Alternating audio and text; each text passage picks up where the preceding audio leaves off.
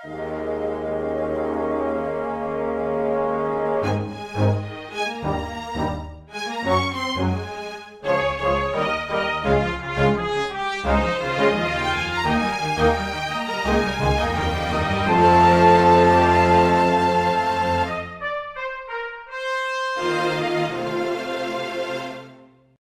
everyone. Welcome to Weekly Manga Recap on the 13th, which is a Wednesday, of November.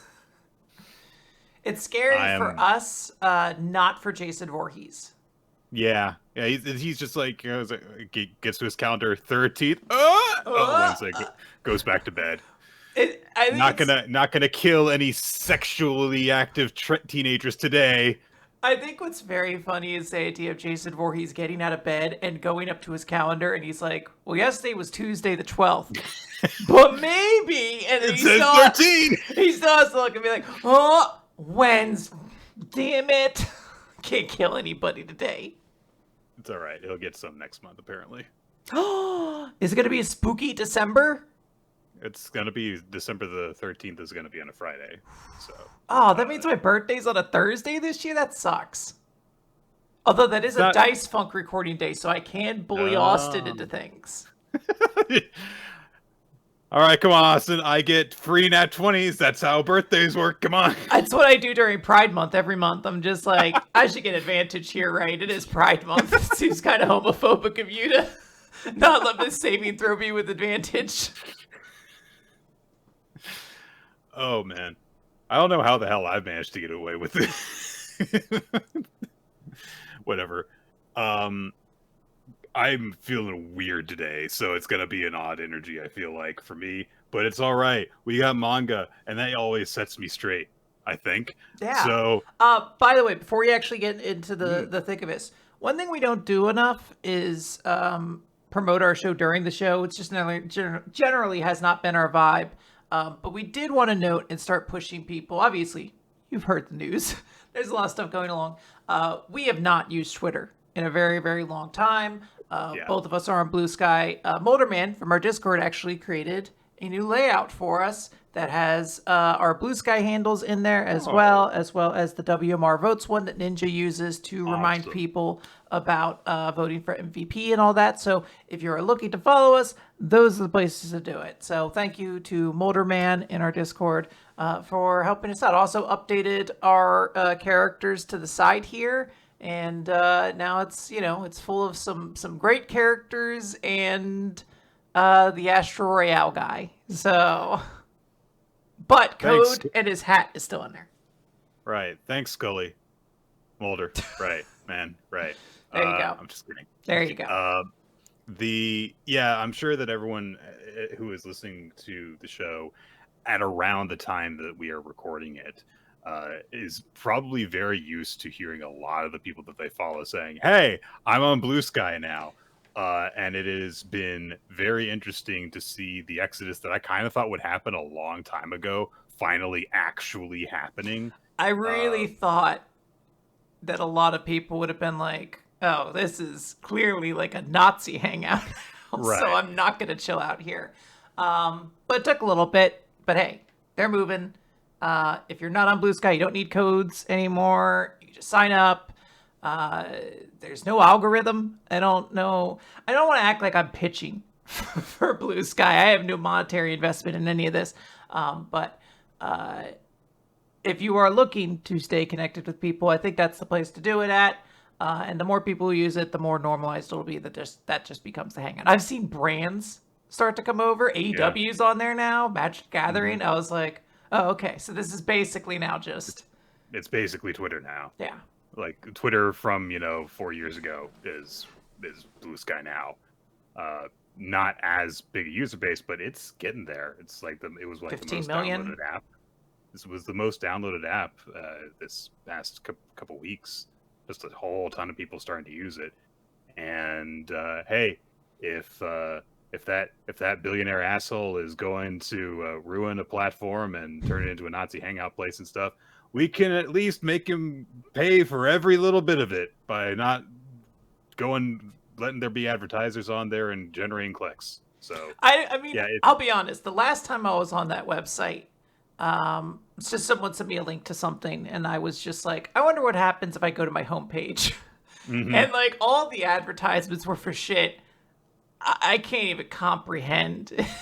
Like, Really weird advertisements, and also literally every single post you open, you have to scroll down about 9 miles in order to have like actual people whose opinions are worth listening to show up who contribute to the conversation. It's crazy. So frequently I would get like notifications. There was like, I used Twitter for a very, very long time. So I was like deeply ingrained to the point of just like, oh, I have notifications. Let me check on my notifications. I would just tap that button.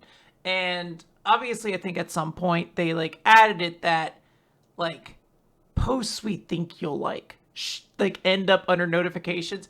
And every time I went there, without fail, they were like, Tim Pool's got a new thought. And I was like, I'm not following Tim Pool. I don't think I'm following anybody who follows Tim Pool. I don't give a shit what he says or thinks.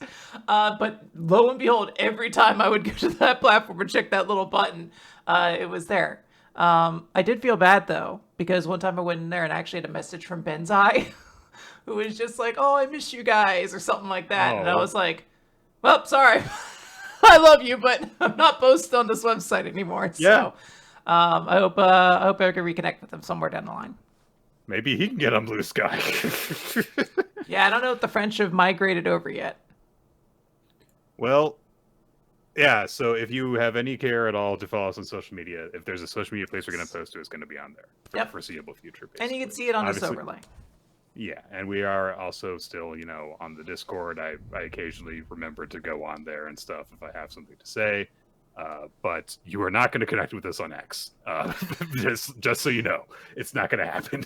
I have my profile still on there. It is literally just there so that nobody else can use my name for anything. That's it. But anyway, with all that out of the way, let's talk about we are some gonna manga. go ahead. Yeah, manga time. It's Undead Unluck. Undead Unluck number 230. Undead Unjustice. Doesn't roll off the tongue as well as Undead Unluck does. It doesn't, but still stirs something in the emotional heart of a person, right? I will say this: if you removed the uns, Dead Luck is not nearly as cool as Dead Justice is. Yeah, Nick, which band name are you going to form out of a couple different negators? Justice. Dead Justice, okay. I'm going to be Chased Burn. And then I'll let people figure out what that means. So we open with Julia having just entered into Victor in the way that is represented to us as this sort of bright light as she enters this black void. And as she sort of travels into this black void, she sees like static playing images beside her. And she's like, oh, these are fragments of memories. And the deeper I get into this, the more clear they get. And we can start seeing some of these images appear, and they're of Julia and Victor usually. And particularly, there's a sequence where we see a bunch of images that I do not believe we've ever seen before, that are just sweet moments that Juez and Victor have had over their lives. There's one of Juez winning a boxing match against Victor. There's one where they're going shopping and Victor is clearly just like the bag person. Yeah, of course. Yeah, there's one where they are on a beach and Victor has been buried up to his neck in sand and Juez is practicing to smash a watermelon. I think that's Gina with her, but I can't 100% tell because the person, a fuzzy image. It's quite small. Yeah, so, the person seems very small, but and Julia just notes like, oh wow, these were like fun, brief moments of bliss amongst all the fighting and everything like that. And she's thinking, but even though you shared all these memories together, the old you decided to kill Miss Juez. And she reaches a new memory. And it is of the first loop that ever occurred. And it's Juez sitting at the number one seat at the round table as Luna is there saying, hey, glitches have formed in this world and I will have people become the vessels for them. And we see this is before either of these two were negators. Victor and Juez are sitting at the table and they're like, Glitches? What are you talking about? Also, what the fuck are you? You're like a glowing person. This makes no sense to me. It is very weird to see Juiz and Victor as like kids, basically. Essentially. Because not only does, because we've seen bits of Juiz that indicated that, you know, she did not always appear the way that she did. She seems to be a lot more androgynous in some of the scenes we had seen of her before. But seeing short, kind of kid-coded Victor is a very odd experience. Yeah, this is like I'm trying to think. This is like Kid Wolverine. You're trying to be like, Yeah. I don't know how to place He's always this. been old. Like how I don't know how to like. Okay. How can I cope with this? Yeah, I don't know how to process like juvenile feelings in this character. So Luna notes like, hey, rejoice. Because the fifth rule, who will later become a master rule, has taken a fancy to you as the vessel of justice. And in several hours, this world will be destroyed. And in the new world, the second game will start. People are saying this is before Yua gender. I think that's always been a fan theory because Juez does get gendered in this as her. So I do want to note that. I took notice of it when I was reading it. I was like, okay, maybe we've always been reading a little too much into that. But that is also a very fun fan theory to work on. So she's like, hey, if one of you sits in the first seat of this round table, then you will directly go to like a habitable era in the new world, basically. And Victor is like, oh, this rules. It's just like you said, even if you die, you can be reborn. And Juez is like, yeah, that's great. Like, we're going to be able to see each other again. And Luna is like, do you understand what this means? It means only one of you gets to keep their memories in their body. The other one of you will die. And Victor's like, yeah, I don't mind being the one who dies. He just says, hey, I'll come and find you after you warp. After all, this one can't do a thing on her own. And Julia's like, how dare you? I can do things on my own as long as you're around. He's like, that's not on your own. But then Victor says, that's why I'm going to become undead and come pick you up. He's like, my mouth kind of said that on its own. I don't know what that is. And Luna says, you've both been selected and they manifested. Undead and Unjustice. I will see you again in 4.4 billion years. And the thought is that, you know, Victor is going to be in the deepest part of this, you know, this sort of black void or whatever. So Julia watched this scene. It literally shatters in front of her and she sees this staircase going down and she says, all right, he's up ahead. I better move. As she's going, she's thinking, Undead and Unjustice. Will this be enough to beat those two monsters? Well, actually, this is what she's thinking. This is what Juez and Victor have essentially had conversations with over the various years. Or in loops, I should say. So, you know, they're talking like, well, let's gather allies and build a team then. And we'll call ourselves Union. It even has the Un in it. And we see how their relationship became more combative or more frayed, I guess, because they're like, this is gonna keep happening like 100 times, and Juez being like, don't worry, I'll get stronger next time, and you know, being so confident this will work, like, no, we just need more allies, the next time we've got this. And Victor having a line like, I think if you couldn't pull it off with a team this big, then maybe it's just when Juez like, no, I can do it next time for sure. And Julia thinks when the world changes, people change with that. And that doesn't just mean their looks. It also means their values. But despite all of that, they've resisted, they've accepted, and they've lived on, which was a quote that hit me rather hard recently. And she just notes like, yeah, one fought for his sake, one fought for her sake. They both fought for the sake of the other. And as she's saying that, she's looking at two different images, one of Juez looking at Victor, one of Victor looking at Juez, and she can see a silhouette in the distance. And she just notes, you, me, and our allies have helped weave this story together. So let's give it a happy ending, Victor. And Victor, with his back turned to Julia, just goes, sheesh. Talk about pathetic. I said I'd pick you up, not the other way around. So, you wound up finding me, hey partner? And it's, Victor. Particularly Victor from that first loop.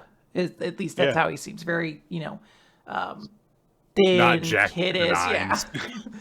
not super jacked, basically. So he's like, all right, well, let's get going, because I'm already starting to disappear because of Death's ability. And Julia grabs onto his hand, and he immediately goes. He just jacks up, like he fucking grows up like a. God, what were the action figures back in the day? I feel like there were ones that used to like get big and jacked or something like that. I just remember like the Stretch Armstrong ones that you would like inflate. Maybe that's what I'm thinking of. I feel like there was some action figure you like pumped up so it would get like bulkier or some shit like that. It was probably some WWE toy that was awful. But Julia's like, oh, wait, this reminds me, Unjustice still has it. And Victor's like, don't worry about it. Tragedies are all about perspectives. So, cut to the present, I guess, essentially, or the real world, whatever you want to call it. Ichika had been holding Soul back, but he blasts her, so her soul chain goes away. And he aims his beam at Julia, still floating in the air, and he's like, this is the end, Unjust. And he stops. And he's like, fuck. And we can see that Victor is starting to assemble out of the part of Andy that Julia attacked. And he says, if you hadn't stopped that attack, I would have been able to finally die. So it's Unjustice's fault I get to revive again, eh? I'd say that's a tragedy, isn't it? It's been a while, Soul. And Soul has a great expression where he's just like, fuck. Shit. God damn it. Victor just says, I'm really glad that you were the first Master Rule. And then he shoots it with a giant cannon of blood. But he also finishes his thought. He's saying, it's because of you that we're connected through our souls. So let's put an end to this. To everything. And we end the chapter. We get this big 2-page spread of Unjustice and Undead getting like their title things brought up. And Soul just saying, Undead. Unjustice. No! Yeah. We still don't see exactly the impact that Victor being around has on Andy, if anything, which is a little bit interesting. This chapter, I felt when I read it like I was missing something, because I got through the entire sequence between Juiz and Victor, and I got out through the other side, and I thought, all right, well, I guess this is happening now. I didn't really have like an emotional resonance with it. So it didn't really do anything for me. Oh, sorry to hear that. I had a lot of fun with this chapter. The Victor Juiz storyline has been kind of played out throughout this series, and we've seen it take a center stage. And I do think there is something very beautiful in sort of the connection of these two characters. Julia, who's like, I don't really know this person, but now I do because I've gotten all these memories from Apocalypse. But now I have to meet him and basically like have like an actual interaction. I just thought it was very sweet. I liked Julia kind of really processing like these two have had like a long, complicated relationship full of a lot of love, but also a lot of pain. And despite that, they've never kind of given up. They've always kept fighting. And I mean, regardless of anything else, the only reason we've made it to this perfect final loop is because of everything they did. And I do love seeing Soul. Like, it's nice seeing the big bad guy be like, fuck. I don't know if we're ever going to get Soul, like, SOL, looking like that, I don't think we're going to get, do they call him Son or Soul? They've called him both. Okay. I don't know if we're going to get, like, a reaction shot from Soul being like, oh, they're blowing up my lava body. Like, I don't think that's going to happen. Throws a face just so that they could go, Yeah. Oh. But I love seeing Soul, SOUL, doing that. Because it's like, like, this is somebody who we have seen been so panicked about this exact thing happening for so long. Like, multiple characters have been like, Soul, are you really this concerned about injustice? And yes, he is. He's like, this is really bad. Yeah, it is always interesting when you have a character saying like, it'd be really bad if this happened, and then the thing happens, because it gives you the context for where their mind is at, if nothing else. I do appreciate the last bit of it when we actually see Juiz and Victor in action. It just feels like it should be like an emotional reunion in a way that I didn't really click with. I feel like I wasn't. I don't know. It might even be just that I've forgotten a lot of what's been established between the two of them, because I remember general beats about their relationship, but I didn't remember like things that I was invested in happening between them. And it's nice that you get the flashes in the sequence where Julia is, diving into Victor's memories, but I don't know. It didn't feel like it did enough for me. So that's fair. It happens, but I liked it. And yeah, we'll see what happens here. I don't know. I am curious to think about it because it feels like justice and injustice are supposed to specifically battle each other at some point. So I'm curious who fights Soul then? Like, is that going to be everybody? Is it just going to be like Andy and Victor maybe? Or is it going to be like the 4 leads essentially? Like, I don't know. I'm kind of curious to see what's going to happen. This has been the first time in a little while that we've seen one chapter directly lead into the next week. So Sure. Who knows? Yeah. Because there's been a lot of jumping around recently. All right, Nick. Blue box. Yeah, it's chapter 172. What's in front of you right now?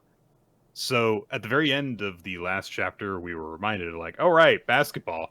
And that's where we kick off this chapter with Chinatsu and the rest of Aimei trying to get through the Winter Cup qualifiers so that they can compete in the Winter Cup. And we're given like an explanation of like, hey, here's the schedule of everything, because the quarterfinals are in mid-September, the semifinals start in October, the finals are in November. So it's over the course of multiple weeks that this is happening. It takes a month and a half before the whole tournament's over, and only one school can win the whole tournament and thereby secure a spot in the Winter Cup. Now, in a lot of sports, manga and anime and that kind of thing, it's not necessarily that one winner in like the prefectural tournament is the only one that qualifies for the cup, but they are acting like this is it. And Chinatsu in her narration says like, this is like my final tournament as a third year, so this is her last chance. Yeah, because of course she got injured in the most recent one. And we don't even see anything except like the last basket that Chinatsu makes for them winning the first game. It seems to be a very handy victory for them, and everyone's like, congratulating each other afterwards, except for one of the younger students who's clearly kind of like reflecting and down on herself, and Chinatsu comes up and smacks her on the back and says like, hey, don't look down on yourself. And she starts saying like, oh, but I messed up, and she says, hey, if you only think about your mistakes, then that's the only image that'll stick in your head. Now's the time for you to rise to this challenge. And so she's, just showing like, hey, in addition to everything else going on in her life, Chinatsu's being a good captain to her team. They are still on the court while they're getting ready to leave, and they spy Yumika with her team, and she is doing great as usual. And a lot of people are saying like, oh man, I've heard that she's been practicing with college teams, practicing with adult leagues. And there's just a moment where we just kind of pan back and just see Chinatsu watching Yumika and thinking about what's going to happen between them. Good to see that Yumika has like gone like all the way back in on basketball. She really got reinvested. So I hope that goes well for her. It seems like it is. So everyone's like, all right, well, let's go back to school. Let's practice some more. Everyone's really, really into this. After basketball training is over, Chinatsu's walking home. runs into Taiki, who congratulates her and says like, "Hey, congratulations!" And Shinatsu realizes that he was waiting for her here for when she was done with practice. And he says, "I wanted to actually congratulate you guys as soon as you got back, but everyone was really focused on practicing." And then he's just talking with her, saying like, "Yeah," and Nishida came to hang out during admin practice today. And we get a little image of him just being like, "I don't want to be at college," and which sounds like it was something he would do. Yes. Yeah. But he got to have a little match with Haruto, too, to help out there. And apparently Nishida was escaping from the fact that he was doing bad at college while doing it. Well, he's not at college yet. He's still a third year, right? He's studying for exams. Right. That's right. Yeah, it's his entrance exams. That's what it's. So he's really upset about having to do that, and I understand. But Taiki's talking really happily about it, and as they start walking, they're holding hands. And Shinatsu, while they're holding hands, just takes him over and pulls him into an alleyway. Says, "Come here," and Taiki says, "But there's nothing over here." And they go into a dark and narrow alley between a couple of buildings, and she just leans into him, big hug under the armpits hug. Yeah. God, I need this. And Taiki's a little bit embarrassed at first, but he realizes like, oh, okay, and he hugs her around the shoulders, gives her a pat, and says like, "Yeah, you've had a long day, haven't you?" And Shinatsu says, "Look, I'm glad that we won, but the game was over so quickly, and it feels like time just slips away from you in an instant if you don't treasure it. And I'm afraid of this ending." And of course, she says this ending. She doesn't say basketball. She says this, as in everything. But Taiki just says, "Hey, just try and win as many games as you can. Just focus on what's in front of you right now." But he says specifically, "For now, just focus on what's in front of you right now," and then says, "Language is weird," which I appreciate. But they have a little laugh over that, and then Shinatsu says, "Hey, thank you. I'm glad that I have you to help me."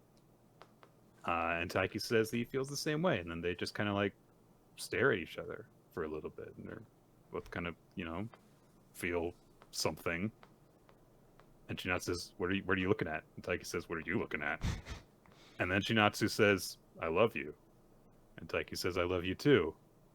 And Shinatsu goes up, is holding his hands, and she goes up on tiptoe, and she can't do it. She can't get. It's too much. They're too embarrassed. Adorable dorks. But honestly, I feel like it's a way bigger deal for two young people to say "I love you" than to kiss. So this feels like a really big thing, like an understatedly huge thing. For where their relationship is at right now. Sure. And Janatsu says like, "Yeah, I don't think I can do this right now." And they're both kind of like, "Yeah, I wouldn't really be able to focus if I gave in to the pleasures of carnal desire. Kissing chastely on the lips is too sinful. Can't give in to that temptation." She went to Catholic school. I get it. Ah. Were you, at your school, Nick, were you taught when you danced you had to leave space in the middle for Jesus? I don't know if we had any regulations for dancing. They were like, "Oh, fucking twerk. Who cares? I don't." I went to public school, and I distinctly remember that after people learned what sex was, that they knew what sex was. And I do think that there were probably like proctors at dances. I just didn't go to any of them. But they probably was like a certain degree of like, "That's too much, stop that." But there was definitely not an overt rule heading into the building of like, "Don't touch each other." That was very specifically a rule we were told. At the dance, people would be like, "Space for Jesus," and they would come in and they would separate you with their hands. They would like push you apart. Oh no, I think Nick is frozen, or he's really flabbergasted by the story. Okay, he does appear to be frozen. All right, I will continue here for a quick second then. Oh, we're back. I see Nick. No. Okay, so they decide to head home. There is a moment where Chinatsu asks, like, "Oh, was Haruyu not at practice?" Karen says she hasn't seen him much either, and Taiki's like, "I think Haruyu Senpai is laser focused on studying, since we know that he intends to eventually, like, not make it his career." Can you hear me? I can hear you. Can you hear me? Yep, you're good. Yeah. It's not the connection. It was Discord freezing. God, So, I hate Discord. We're gonna have to find a different solution at some point soon. Yeah. Yeah, so Taiki and Shinatsu, when they get back home, Taiki's like, "Oh, you should go in first," which makes sense because Taiki's dad knows, but it has not been established. Oh my god, Discord.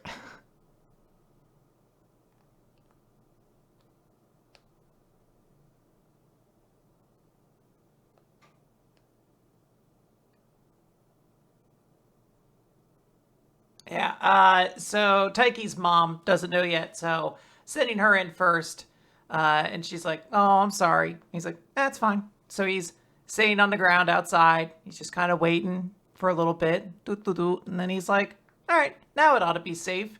Heads home. He's like, "Hey guys, I'm home. I'm really hungry." And he sees Chinatsu standing in one of the doorways into the house.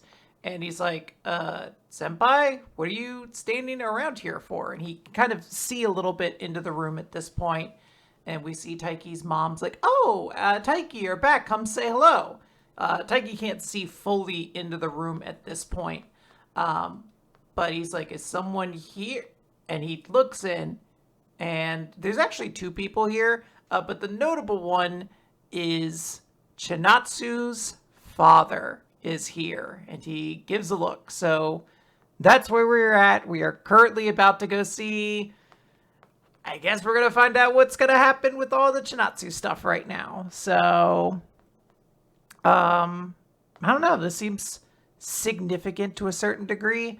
This was not my particular favorite chapter of Blue Box, but I think the drama that is about to happen should be one to look forward to. I truly don't know. The series has such a wild pace to me. I know it was theorized in our Discord that Blue Box might like end within next year, and I was like, that can't possibly make sense. Like, Blue Box, they gotta do Taiki's last year, right? But maybe not. I don't know. The series is moving very, very quickly. Like, they could be at like graduation by the end of the year, for all I know at this point. So we shall see. Is it Taiki's grandpa or Chinatsu's grandpa there? That is Taiki's grandfather. Okay. I think. I forget he even has a grandfather. Yeah, it's a really weird thing because it's been established that he lives with them, but we like have not seen him regularly, basically ever, since the like very early stages of the manga. Yeah. All right, I'm going to not comment and jinx anything. Quinn, Chainsaw Man. Chapter 183, Barf Head Perv. That's like Eat, Pray, Love, but for Chainsaw Man. I was going to make a much more crude joke, but I don't know if it's the mood we all want to go with right now. Okay, so last chapter ended with Asa trying to put some pep back in Denji's step, and Denji threw up the head of the Snow Devil, which caused Snow to come back, which, as we get confirmation on in the beginning of this chapter, caused him to remember the time that he and Aki and Power went to go and visit Aki's family grave plot, because it was snowing at that time. And he just thinks to himself, like, why did I just remember this? And he's like, Yeah, it was cold then, but I still had fun. And he immediately, before he can even finish that thought, vomits up something else, which we quickly learn is the bitterness devil. Because he immediately goes, "Oh, it's so bitter! I need water!" And he stumbles to the lake and just immediately falls into the water because Denji is a very, very graceful boy. But in the course of remembering a bitter taste, he remembers hanging out with Reyes and how they had coffee together, and it was really bitter. And thank God you explained this, because I was truly like, no shame or shade to Fujimoto, but I was like, this character could be like one of 8 different characters, I feel like, in this franchise. I was like, this could be Reize, this could be Asa, this could be Nayuta. Like, I was like, I have no idea who this is from afar. There's a lot of girls with short, dark hair in Chainsaw Man, and if you don't even let us see her eyes, it's even harder to tell. Also, her hair is like up in a bun in the back, so it's like it could be a lot longer hair than even that. I was like, damn, fuck. Denji thinks to himself as he sinks into the water, like, all the people that I love just disappear from my life in the end. Every single one. And of course, he thinks about Nayuta. She has the choker. She very visibly does not have a choker in this moment, which is why I thought it was not Reize. And he just thinks about Nayuta, of course, being gone. And also all the pets and Meowie. All the dogs in Meowie are with her, like running away into the woods away from Denji because, as far as we all know, they're very dead. And he just thinks about how awful things have been lately. And he thinks to himself, how did I keep smiling before? And at that moment, coming through the water, dog paddling, no less, through the water, is Pochita, who approaches Denji. And Denji reaches out to Pochita, and he realizes Pochita didn't eat those devils to make me forget. He barfed them up to make me remember. And that's a really cool, like, twist on things. Like, I did see a lot of things where people were starting to analyze, like, oh, maybe, like, Pochita is, like, doing things, like, in an instinctive way to protect Denji that is not actually very helpful. But if it's the opposite of that, then it's very interesting usage of that to make sure that Denji remembers things at the right moment when it's most important. Asa reaches into the water and manages to pull Denji back up onto the shore, and they're both, collapsed on the shore of the lake. And she's like, "What are you thinking? Why are you being so stupid?" And he says, "You and Pochita are right." Of course, she has no idea what the fuck he's talking about. She doesn't even know who Pochita is, I don't think. But he says, "I've been through crappy situations countless times. Nayuta, my family, they're all dead. I have a feeling I'll be hopeless for the rest of my life." And Asa starts to look like really, really worried and upset for a second. But then Denji says, "But the sushi I ate earlier tasted delicious. And I popped a boner a minute ago, too." Okay. So, but... In fairness, a woman kissed him on the mouth, so it makes some level of sense. Denji has a very simple mindset. He says, while looking at himself reflected in the water from a little bit of water that spilled up on the shore, "As long as the world has grub and girls, I still have something to live for." And of course, Asa's like, "All right, you're sounding a little crazy." But Denji suddenly realizes, like, hey, it's not just that devil powers don't work here. Because otherwise, how the hell did I barf up this giant devil head?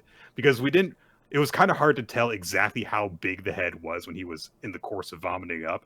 That thing is at least as big as his entire torso. Yeah, when you see it next to him. So yeah, he's right. It's like, there is no possible way that he could physically do that. So how does that work with no devil powers?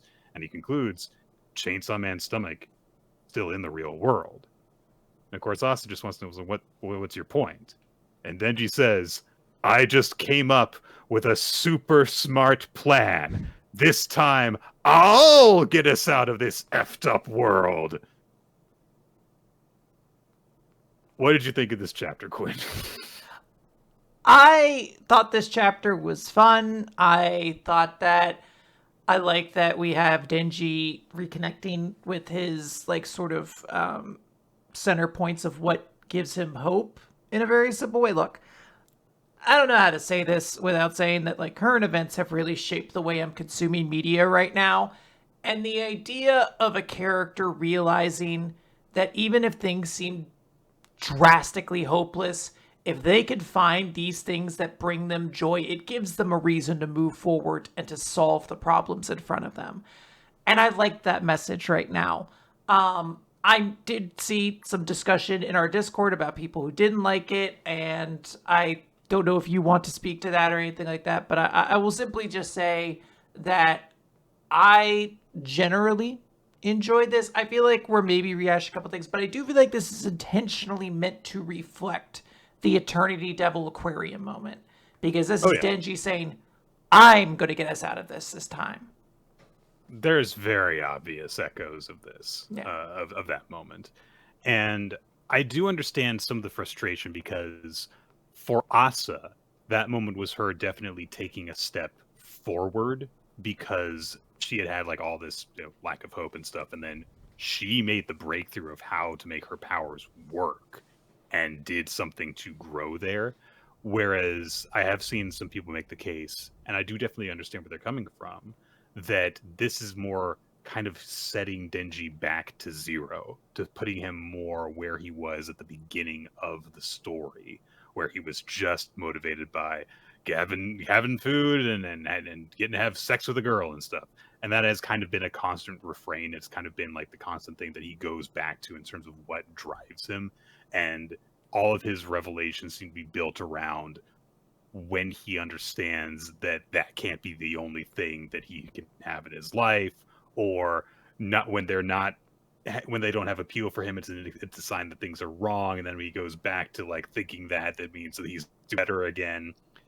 And I think that what it may help in that regard is to understand that Denji's a dumb boy. He doesn't even understand how he is changing. He can't like express it in a way that he is cognitively aware of. There's definitely a part of him that I think will change from this, but it's not going to be in a way that he's going to be able to tell us directly about. Now, that being said, as well, this is not the full conclusion of what's going on here, and so maybe there might be a little bit more to this than just the breakthrough that Denji has. That's the only thing that we've really been presented with in terms of what this moment has led to, is just Denji having that moment where he realizes, like, hey, there's something to live for. But it's still the same thing that he was trying to get at the very beginning of the story. What this means for his relationship with Asa could be very much affected by this, and it might come to light in future chapters. And I understand if you were under the impression of like, this is a chance for Denji to have a big breakthrough, and it doesn't seem like he is, I can understand the disappointment there. Denji's never gonna like be. He's not gonna eloquently explain. So. I will say though, to one complaint I did see that I do kind of agree with. I do think it was a little misleading to end last chapter with a shot of Power and Aki, and then those two characters don't even say anything in the flashback in this. I understand that's a scene we've already seen before. But it was something that made me think like, oh, we're going to get to see those two characters talk, or even get to see like their face. And it's like, no, they're just the memory of them, which makes sense when you understand it. He swallowed the bitter devil and everything like that. And he needs to be reminded of that moment. But that was one where I was like, come on, like Fujimoto, you have to know we like those characters and want to see more of them, right? I think that it's deliberate. Yeah. Fujimoto must like be right on the pulse of like, oh man, a side character that people like. Get the axe out. Oh yeah, there's like a. We're gonna make this one sting. There's like a comical like rope with like a 1-ton weight above every character, and Fujimoto's just barely holding on to them. And every time he hears someone likes them, he's like, maybe I'll let another finger go. Maybe I'll let this one get a little bit looser. And then people are like, I love Kobeni. And he's like, yeah, me too. Yeah, I can't do anything to her. Can't do anything to her. You know what? She is like a... I can't bring her back. I'll have to kill her. Yeah. Yeah, I can't do that. But I will make like a younger cousin or something who's basically the same thing. Let's move on over to Kaiju number 8, chapter 117. And we get this interesting full-page spread of Kafka like examining like the original Kaiju number 8, the one that the parasite that got inside of him. And we then go back into that inner conversation he was having with the mysterious samurai figure who says, come, in order to form a stronger connection with us. And there is a boom, and Kafka is in like full samurai armor and is a foot soldier with a spear, and he is charging with amongst a huge legion of people in identical armor towards a massive kaiju, and they're firing arrows at it and charging with spears, and he's like getting in the way of it because he has no idea what's going on, and he realizes like what is this ancient battlefield? What are these primitive weapons? And he does understand, either because he's a studious boy or because of some sort of innately gifted knowledge from this vision, that they're all wearing armor and bearing weapons that are derived from kaiju, but they're not refined the way that modern kaiju weapons are. They are in a bare state. Oh, he does actually say in historical weapon records, he learned a lot of this stuff, that they bonded with a kaiju's body using parasitic kaiju tissue as a medium. But the problem is, it doesn't draw out very much of the intrinsic power within the kaiju's body, and also it puts a way greater toll on your body. And like around him, people are have like their veins standing out and stuff. But as they are charging in, a Yoju attacks them, and Kafka, is caught off guard by it. When he looks up, someone who is very clearly Hoshina's ancestor looks down and says, like, hey, come on, where are you spacing out for? You're going to make the Saru squad captain weep. And he starts issuing orders, having archers fire on the Yoju, and eventually, like, they manage to kind of teeter it over and collapse it. They fire, like, these old cannons on it as well, and Kafka is like, holy shit, these guys are crazy. They're actually using all this really raw, unrefined equipment to fight kaiju.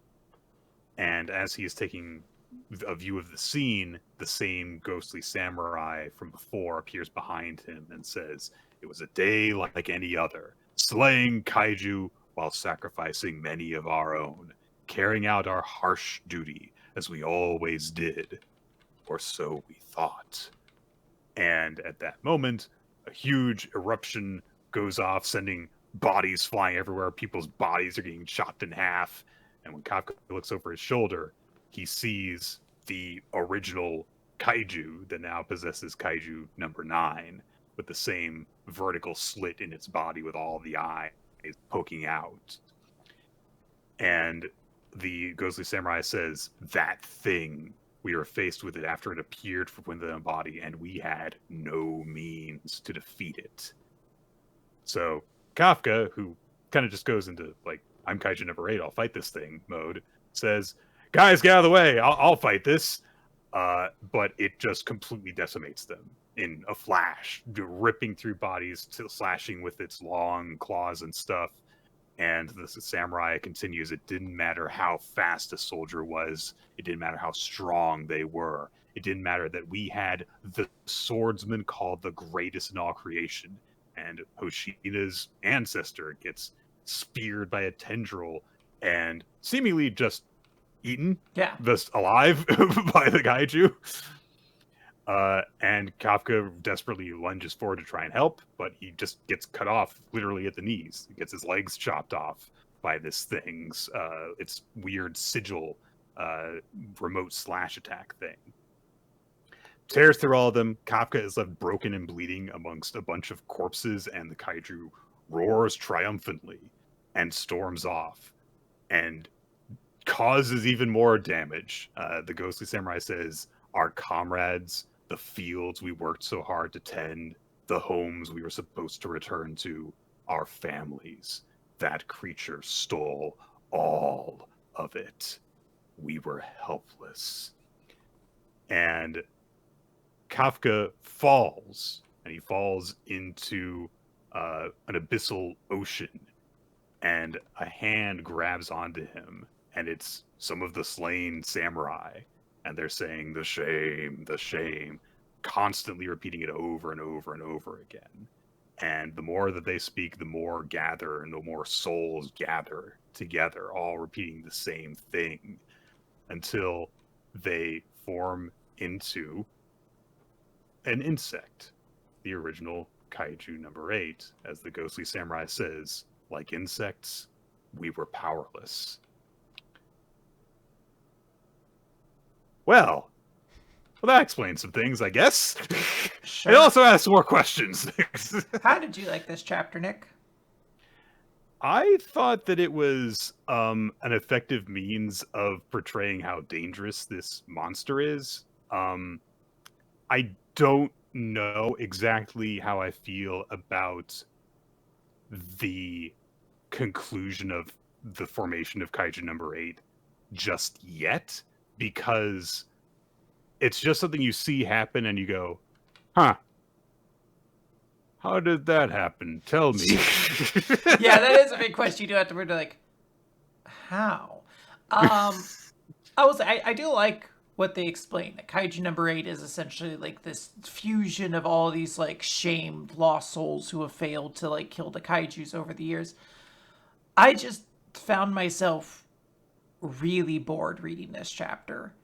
I don't know what it is about Kaiju number 8 right now, but it is doing nothing for me. Like, as I was reading this, I was bored.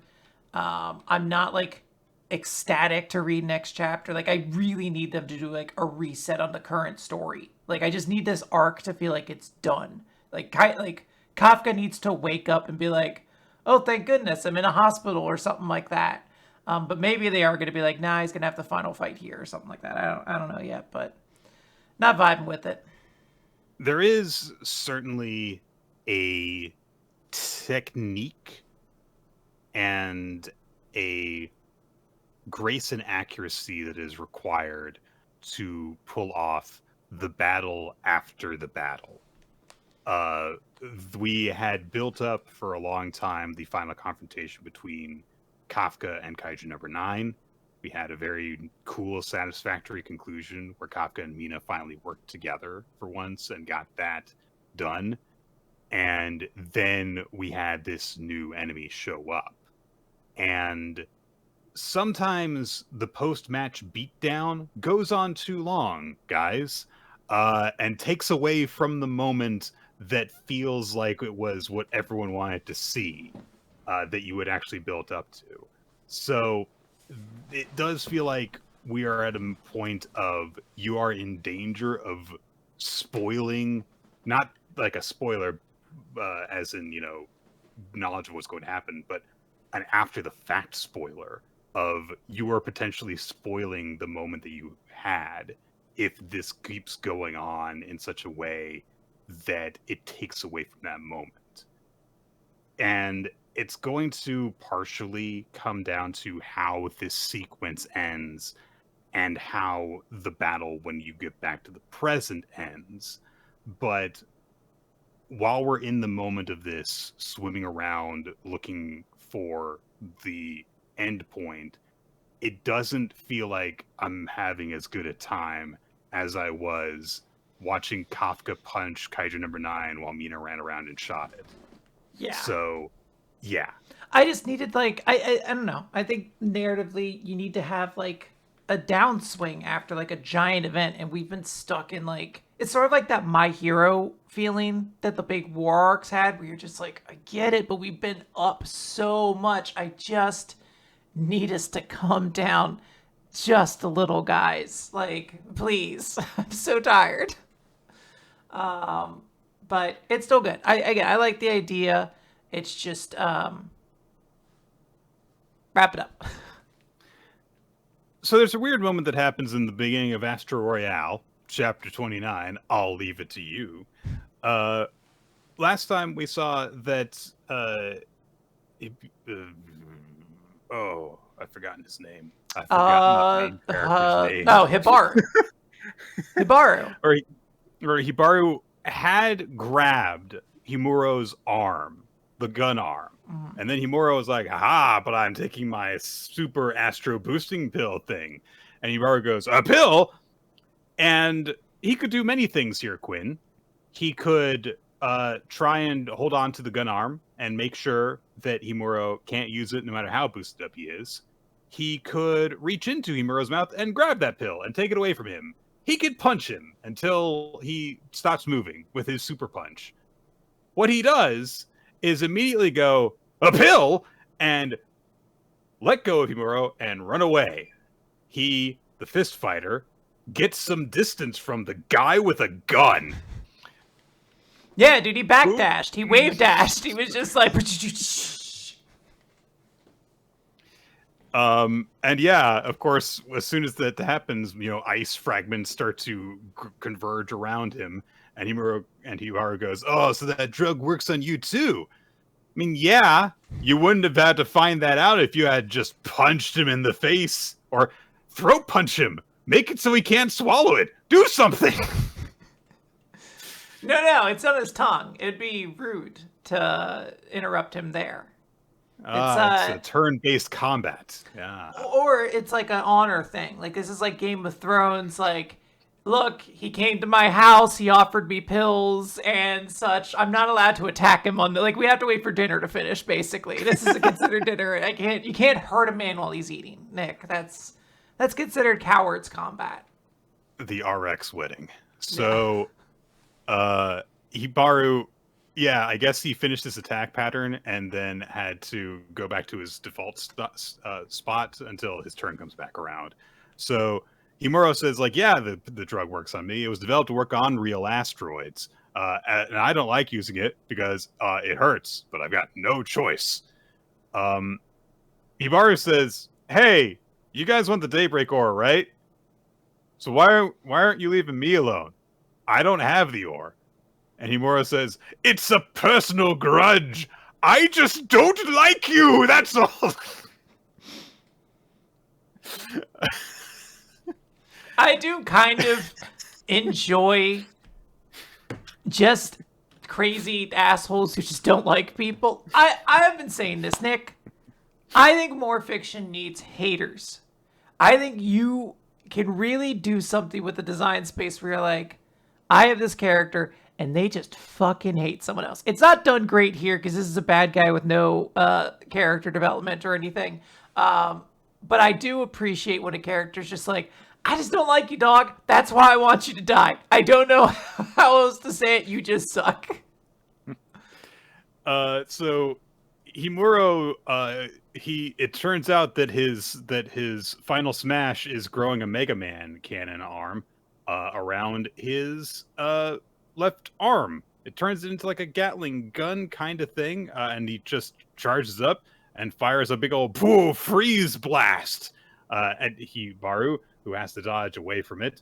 And Hibaru barely manages to not be directly hit, but even so, he's getting really buffeted by cold wind from it. And he's like, oh my god, it's so powerful. And then he's like, hey, wait a minute. You came all the way here for a stupid grudge? Your minions are putting their lives on the line for this. And Himuro says, that's right!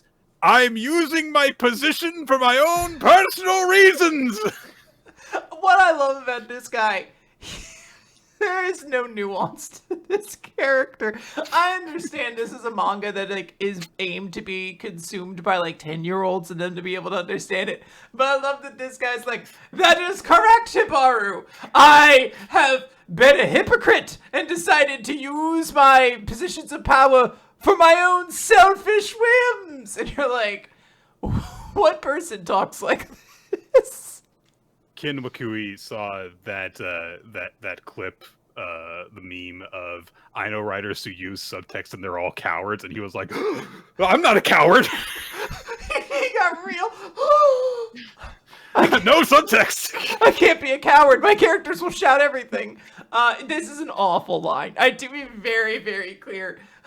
Like, what is this meant to inform? Like, oh, Iemori I'm a hypocrite. But we all knew that. Like, everybody could tell. You're like, oh, this guy's a cop who's supposed to uphold justice, and he's not. And even with, like, an ACAB mentality, you're, like, very clearly able to see, like, this is not a good dude. He's been constantly been like, yes, my minions, eat the pills that will kill you. Yes. So Hibaru then says, like, oh, would you even say that in front of your minions then? And Himuro says, eradicating the Otsurugi family would benefit the greater good. And Hibaru's like, okay, well, but if the drug hurts you, isn't it even harder on an artificial asteroid?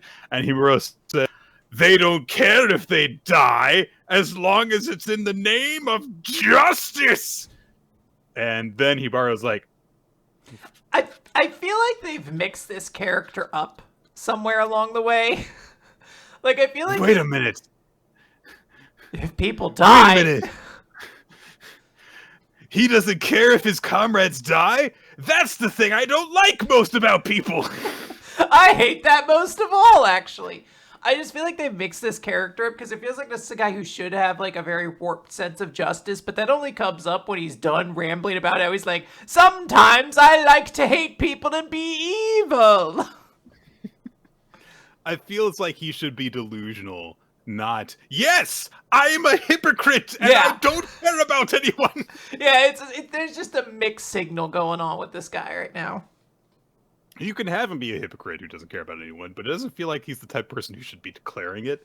Yeah. Like, because it feels like there could be definitely a thing going on with he and with especially So, who, you know, felt that sense of loyalty to him because he saved her life. And there could just be a moment of like, you know, if she dies, it will be in the service of justice. Like, he should be, like, dismissive of the thought that she's gonna die, not being like, yes, they might die, but who cares?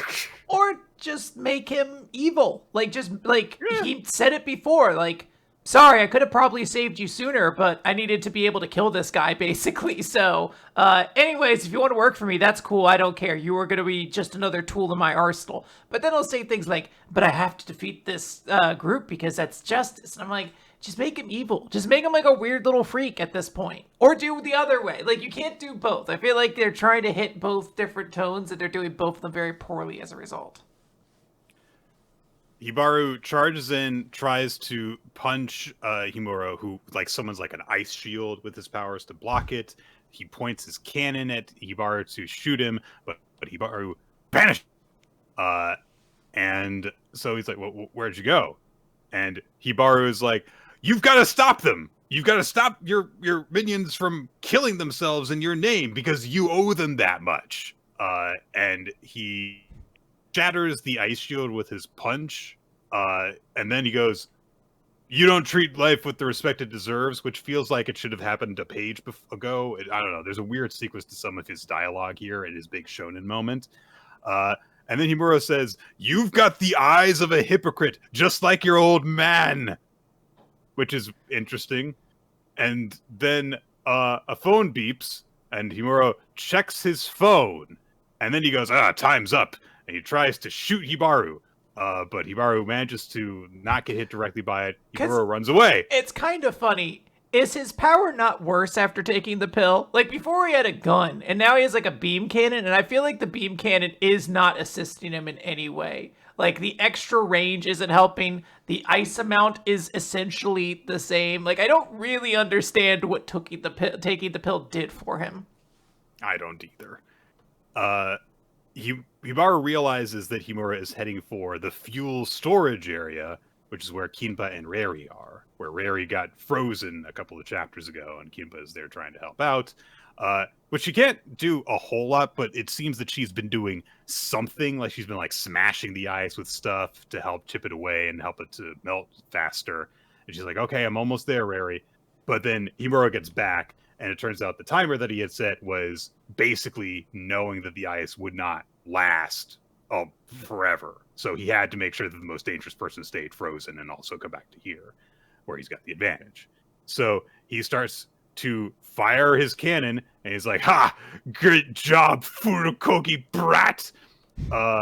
And Kimba has the honestly understandable reaction of, "Wait, what is that?" Because the guy's got a cannon on his arm now.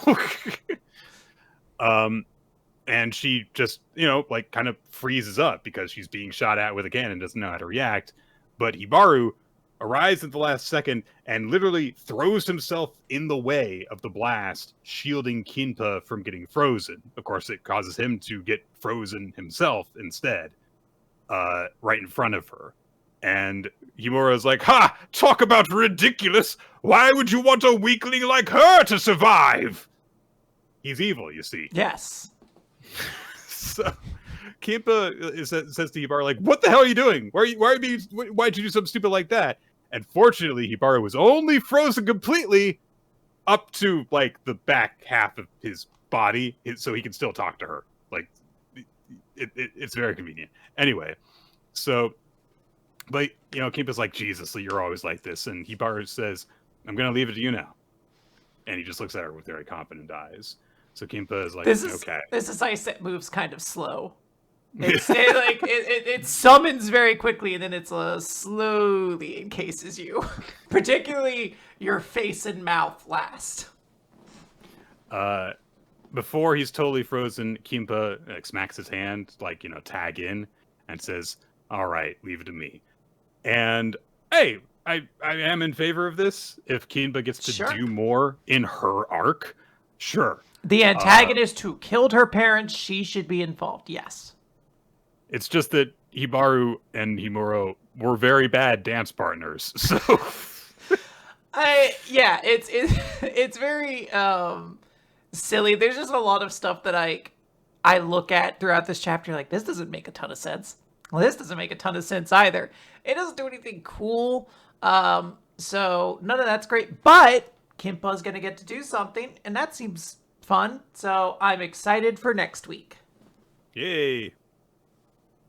Let's move on over to Hima-Ten, chapter number 18, Prepping for the School Camping Trip. Chapter opens with Kana and Hima just kind of hanging out at Himari's place, and Kana has just learned that the second years, which means Iemori and Himari and Kanai, are all going to be going on a school camping trip next week. And Himari's like, "Yeah, I'm excited for it because I don't get to spend much time with my classmates and stuff." And she says, "Hey, well, how about we go shopping?" And Kana's like, "Yeah, awesome," because she's never gotten to like experience like Tokyo in this way before. So she's like, "Yeah, let's do it." She asks if they should invite Iemori, but Himari's like, "Nah, he's a guy. He won't like this kind of stuff." And which made me go, "Oh, this will be interesting. It'll just be a chapter with Kana and Himari." No, they run into him on the train, which then they kind of makes a remark about, because it's like, "Oh, we just keep on running into each other on trains," which this is like the third time that they've run into each other this way. So yes. And it turns out that Iemori is going to get clothes for the trip.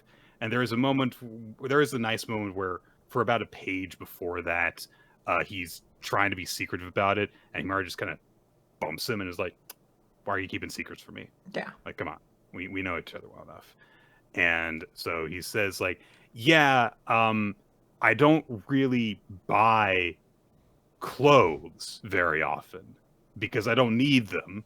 I just, wear what I wear for work and then wear my uniform for school.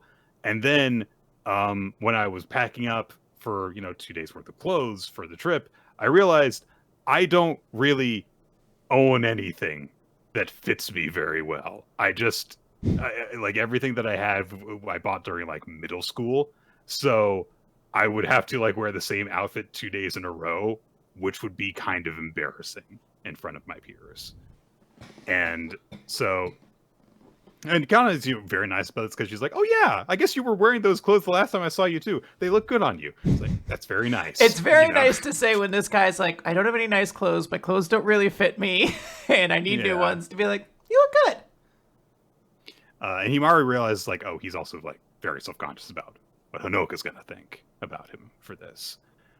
So kind of says like, hey, you could have us help you pick out your outfits. And she's like, yeah, Himari, knows all about this stuff. She pulls up an image and it's time for Himari to get like, oh, she was on the cover. She's just like there on the cover being like, here's some flowers. No, Nick, it's very demure, very cutesy. It's adorable. She was on the cover of 17 Teens. magazine. Multiple 17s. She was on the cover of 34. Jesus fucking Christ. 34, 51, 68, 85. I'm kind of curious to see how far you can go. 102, 119, 146. This is the rest of the show, guys. Kick back. 187, 204. I'm not going to go any further. Okay. Coward. So, so kind of just like, she is an in-house model at this magazine, which is actually like a reminder for me. It's like, oh, right. Like, Himari, in addition to being like a president and stuff, is the face of her own brand and everything. So yes, she knows all about stylish appearances and everything. So kind of basically volunteers the both of them to help out Iemori on this whole thing. But Iemori is like, oh, I don't know. I'm pretty sure that Yoshino would hate that. And she's kind of she's reacting a little bit strangely in this moment. She's, like turning away, leaning away from him, but just like, I guess I could pick out stuff for you for fun. Sure. They get to the store and Kana's looking around and it's like, oh, wow, this is the first time I've been here and everything like that. And Iemori is like, why are we in Harajuku? Which is a very fashionable district in Tokyo. And Iemori is also like, and I'm with these two people. This is very strange for me to be doing this. Almost immediately, some just random guys who are like taking photos in public just go over to Kana, like, can we take a picture of you? And of course, she's like, yeah. And they take a picture and everything. And while she is occupied with that, Iemori and Yoshino have a moment to talk.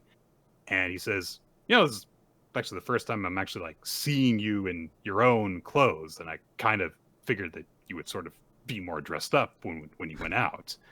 And Himari poses in her wonderfully comfy hoodie and hat. You saying I'm frumpy? And he's like, no, I'm not. And she says, yeah, if I dressed all fashionable and everything, then people our age, if they came to Harajuku, they would spot me in a second. I'm trying not to draw attention to myself. I try and fade to the background. And Iemori's like, oh, okay. And privately, he's like, I like how she's dressed, though. Aww. I was gonna say she does actually look extraordinarily cute, even in this outfit. We've said before that we also like the hair up work mode, big glasses thing. But I was like, the hat's cute. Like I like the big sweatshirt. Yeah, it's a good look. It's still very good character, a very appealing character design. Yes. So Kana comes back after the shoot and everything. Apparently, she also got to she's gonna get seemingly a little bit of publicity for it because they took her handles down and everything too. And then afterwards they go into a store, very stylish store in Iemori's eyes, and he's like, I don't know about this. That'd be great if the camera pulls out and it's just an Old Navy they walked into, and he's like, "Whoa, I don't think." Oh my goodness! Do they have an older Navy I could go Jesus to? Christ, Penny! I don't know if I can handle this. Oh man! Jesus Christ, Penny! You're really good at these subtle jokes today. That's I don't know. I'm kind of glad because I felt really shitty before the podcast. So good. You should. Anyway, you're wonderful. Oh, thank you. So, Himari goes around to scrounge up some options, and Kana, has a little moment with Iemori now, and she's like, "Oh, you really don't like window shop, do you?" Which, I don't know. I feel like 80% of guys in the world would be like, "No, why would I do that?" It's very strange because it doesn't make sense to me But I do know that is the thought process. That's like, nah, I don't want to window shop. Like, that's not really a thing. But yeah, I don't know. It's There have been a couple of times when I've gone to the store with Nicole, like we've been to like a mall together or something like that, and I've been like, okay, yeah, we've got to go to the movie theater after this, and she'd be like, ooh, and look at something. I'm like, no, stop, stop it. I was actually curious because I was like, if Nick, if you were in this situation, you needed like cool clothes, like cool, nice new clothes to go on a camping trip or whatever, some kind of event with. Well, maybe put yourself in the mindset of being a teenager again, but like, where would you have to go? Because I'm looking at your shirt right now. And I'm like, it's a great T-shirt. There's a bunch of... I didn't know it was a skull. My wonderful wife got me this shirt because she knows me. An amazing shirt. I was like, Nick wearing like a cat shirt, that's fine. But I'm used to seeing him in like skull T-shirts. It was me, skull T-shirt. Oh no. Where would you go? Like, is there like to get like camping trip clothes? God. Let's take camping trip. It's gonna be some kind of retreat. You just know this is gonna be a place you're gonna be at where maybe they don't approve of you wearing cat skull T-shirts. My current fashion. For some reason, they decided they want you to dress a little moderately well. Probably JCPenney, yeah. Honestly. And to be clear, I'm wearing a Muppets Christmas Carol shirt, so I'm not here dunking on you or anything like that. I also have to dress up at certain times, but I am like, what's that store? Is it JCPenney for you? It's probably something like that. Okay. That's where I got like my dress shirts for work most recently. So, I just, and look, I hate it because I have to be involved in the process of getting the clothes, because if I leave it up entirely to someone else, even if it's someone who knows me very well, there is always the chance that it's like, okay, like this doesn't quite exactly fit me, or it looks good when you look at it, and then I put it on, look in the mirror, and I'm like, no, I don't like the way it looks. So I have to be involved in that process, and I hate it. Yeah. I hate going and getting clothes. I don't like it. Give me a T-shirt that you know that I will like, because I have very, very obvious options and very obvious preferences for you can find so many skull T-shirts. There's so many. I'm so basic. So, audience, take that as a lesson. If you plan to invite Nick to any of your retreats, don't force him to wear something with like a collar on it. Be like, skull T-shirts are available. They are. We're actually going to be giving some away, so you may not even need to bring any. In the wake of the recent storms that have affected where I work, normally, the dress code at the office is, for men, like, button-up shirt with a collar and slacks. And we were told, like, hey, because, like, this is not going to be, like, open to the public for, a few weeks, if you come in, you can just, like, wear jeans and a T-shirt and a polo shirt. And I was like, that is worse for me. I hate polo shirts so much, you guys. Wow, we're learning new things about Nick. Okay. And it's really weird because it's like it's kind of casual, but also not. And so once you've gotten me out of my comfort zone, I might as well go all the way and just like wear a full freaking. I was gonna say at that point you might as well just have like a 3-piece suit on. Might as well. Anyway, so Iemori also says something else that I very much relate to in this moment, which is, I don't like it when customer service is pushy. Oh, brother. Nick is slowly just morphing. I shouldn't say slowly morphing. You came first. But Iemori is just like the Nick and like influence in this series. I don't even think that it's that special. I feel like this is just regular guy things. Like, I don't like clothes and I don't like people bothering me. This is just regular introvert stuff. Anyway, so Kana is like, oh, okay, yeah.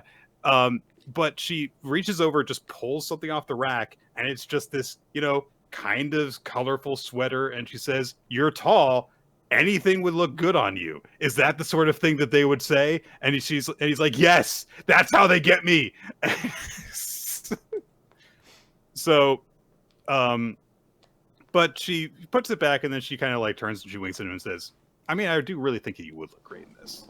Which, Yeah. But she also says, I will pick an outfit out for you. And then we cut to the next page, and he's dressed up like a butler.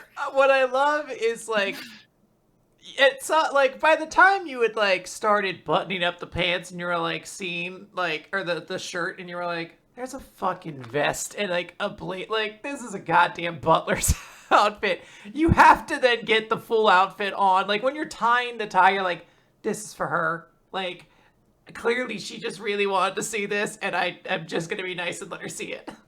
Is it like the scene in Air Gear where the girl like gets dressed in the outfit, but she doesn't know what it looks like somehow, even though she puts the entire thing Yeah, on? it's the same thing. You're like, how do you not, girl? You got in it. What do you mean? So Kana sees her crush as a butler, and then has to turn and be like, "Yeah, I'll go tell Himari we're done here. We're done. This is your option." And Iemori calls after her and says, like, "You're being influenced by your manga." No. And at that moment, Himari shows up and she's like, "What manga were you guys talking about?" So Kana's like, "Shut up! Don't tell her!" But Himari's brought a bunch of outfit options. She's got like half a dozen things ready to go. And my immediate reactions when they're dressing Iemori up are, no, no, no. He doesn't like this, you guys. He doesn't like this. We had such opposite reactions because, like, the first one I was like, that's too baggy on him. Like, I never really have cared for, like, the giant oversized things. But I was like, the second one actually looks a little cute. I don't know if it's his style, but I was like, he does look good in it. Like, I was like, I could see him rocking this to at least some extent. The third one, I don't really know what that is. That feels like a Japanese style shirt maybe or something like that, or a blazer. I've never seen that exact, like, I don't know, style to it, but I was like, they still look generally pretty good. And Nick the entire time is like, the poor boy! No, he doesn't like it! So, he's dressing up in these options and getting clearly kind of embarrassed over it. And Kana and Himari are like, man, he looks really good at all these choices. Yeah. And Himari's like, yeah, go ahead, go and pick out an outfit. And Himari says, I don't want any of them. And they're like, what? Why? And Himari gets upset. He's like, I picked this stuff out because you wanted me to pick it out. And Himari parts out like, these are all way too trendy. I can't wear these. We're supposed to be going on a camping trip. I can't wear this. In fairness, this is the main point where I'm like, none of these are appropriate for camping attires. All of these are great outfits to, shop around Shinjuku with or whatever, but I don't think these would hold up to a camping trip particularly well.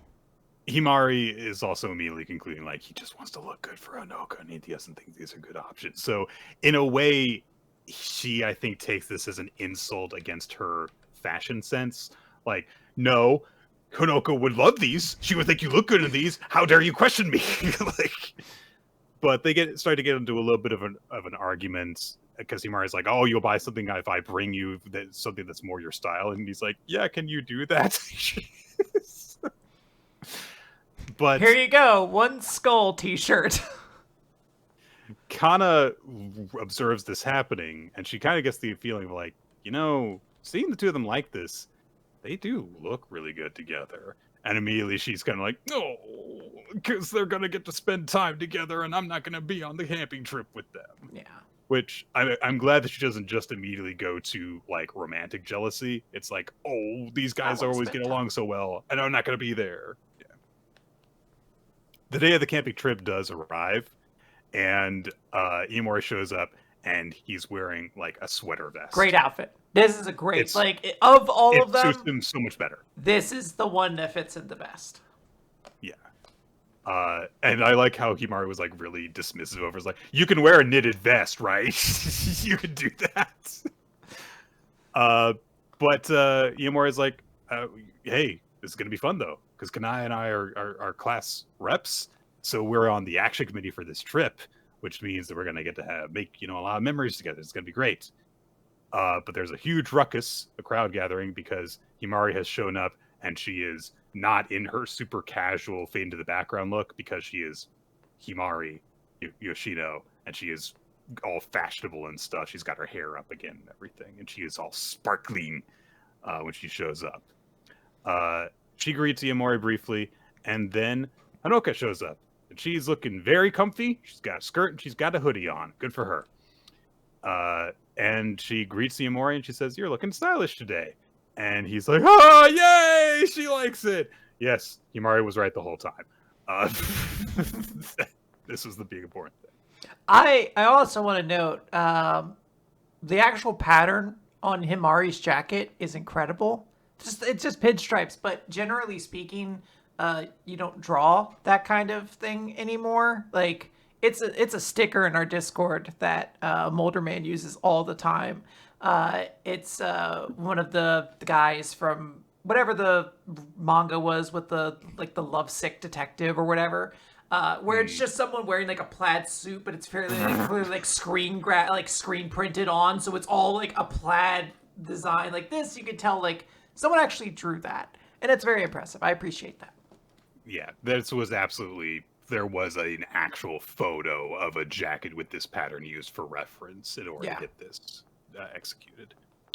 Yeah, it's it's a cute chapter. I like some of the jokes that we have. But mostly this was all me going like, as I went through it and thought about how I'm glad that I don't go on clothing trips. So anyway, Ichi the Witch! Chapter 10, The Hisame Magic Part 4. Ichi opens this chapter with a flashback to when he was, a kid wandering around in the woods on his own after, he had been abandoned. And he's like, yeah, years ago I was walking along the mountain slope near the beach, and I saw this gigantic fish. And he has come across this fish that is on, a hook suspended from a huge wooden apparatus to hang it up.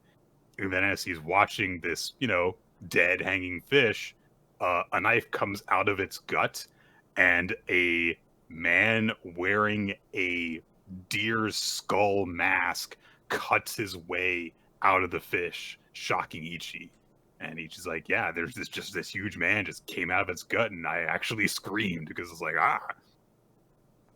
But immediately after that, they bonded, and Ichi says via narration that his name was Minakata, a traveling fisher who had come from a small country to the east, was traveling the world to catch and record all its fish. He told me he always wanted to try filleting a fish from the inside, but getting caught doing it would be too embarrassing, and that's why he came to the mountains to practice alone.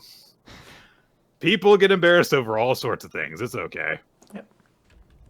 And Ichi's like, yeah, he was kind of weird, but he was wild, he was full of life, and he told fun stories, and I learned a lot from him about fish, how to catch them, how to dress them, and even ritual dances to pray for a big catch. And there's just a very, very short little sequence of the two of them spending time together in a little chibi montage.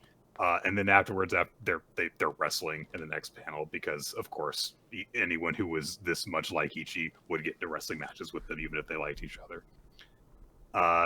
And Ichi's like, yeah, we had a really good time together, fulfilling time together, and of all the things he taught me, his home country's cooking was what I found the most impressive. I was struck by one of his recipes in particular. According to him, it was a special dish where you show your respect and gratitude to the fish you catch by dressing them neatly and displaying them beautifully. He showed this one to me as a celebration of meeting me. Aww. And we cut to the present, where Ichi is preparing the Hisame magic by cutting it into pieces.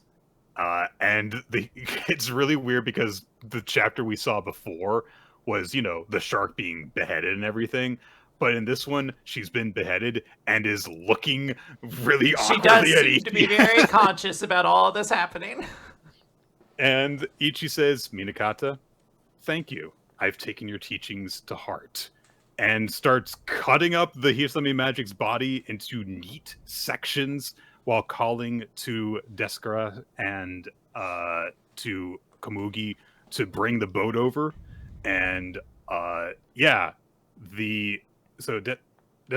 uses one of her spells to shape a boat with magic and brings it over, and Ichi's slicing and slicing and slicing these huge chunks of shark, and blood is splattering everywhere and getting on Komugi, and Descara says they're trying to get it all laid out in the right areas and stuff. And it's I don't know, there's something about seeing them both just going in like chibi form while they're doing it. That's very amusing. And he manages to get most of the shark plated up and then says, and now the decoration, and finally a single flower. And he plops Isame's head on the plate, and Komugi has a flower, a big old flower, and it's been presented, the deluxe Hisame sashimi boat. And yeah, that's a giant sashimi dish made from a giant ice shark. Who is still alive, by the way. Still alive. She is aware of all this happening. Her blood is literally dripping down the sides of the boat. And Ichi sheathes his knife, crosses his arms over his chest, and goes, done!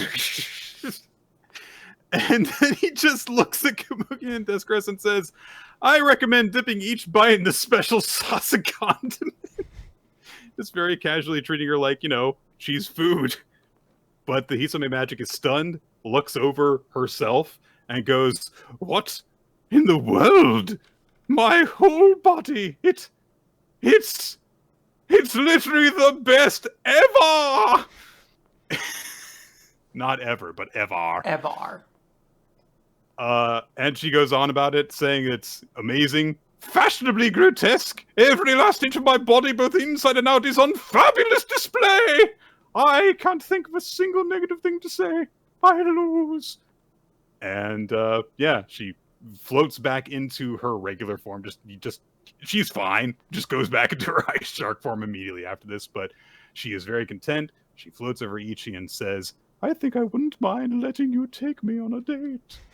And then vanishes in a burst of light and transforms into a magic stone in Ichi's chopsticks. Yes. And he looks at the stone and says, I can't eat this. I love Descartes being like, stop acting dumber than you actually are. And Komugi is like, and please put on some clothes.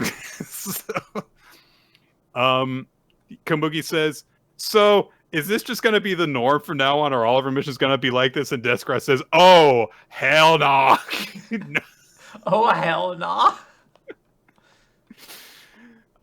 And she just points out how entirely insane Ichi's plan was. The fact that, he jumped inside of a magic's maw in order to chop it up from the inside. And Komugi's like, yeah, you could have very easily died. But Descartes kind of, reflects and says, because he is the way he is, there are things that only he can do. And Komugi says, things only Ichi can do? Like what? And Descartes says, mostly really dumb things, probably. I love these guys. And then, in the meantime, Ichi's been putting on clothes in the background, and he finishes here and goes, I'm dressed! So cute. But, hey, the Hisame magic being defeated means that her magic's been dismissed, and Chrissy's parents have been freed from the ice along with everyone else. They come running over. Chrissy had been put, to sleep by Descartes' magic a couple of chapters ago, and so they wake her up. They're very happy to be reunited with her. All the villagers are free now, and Descartes says, while you were working on the fish dressing, I defrosted and healed everybody. I was doing all of the important stuff in the background, basically. She notes that they probably should go see a doctor, but nobody's dead. Yeah. So, hooray. I also love that while all this is happening, Komugi, or is it Komugi? Komugi. Komugi still is just covered in blood. She is just absolutely filthy. Everyone else is changed, but she doesn't I guess have the magic ability to do that or anything like that. So she's just covered in gore and viscera. Shark goo. So that happens, and then Chrissy calls over to Ichi and says, my mom and dad are back, and everyone else is back too. Thanks for rescuing us, Ichi. And he gives her a little pat on the head and grins at her, and it's very nice. But then everyone's like, Ichi, who's this? And of course Chrissy's like, he's a witch! He's a witch who's a boy! And a bunch of people are like, oh, a boy witch? And then, so, kind of Ichi's legend is spreading a little bit among these people because, a male witch is here.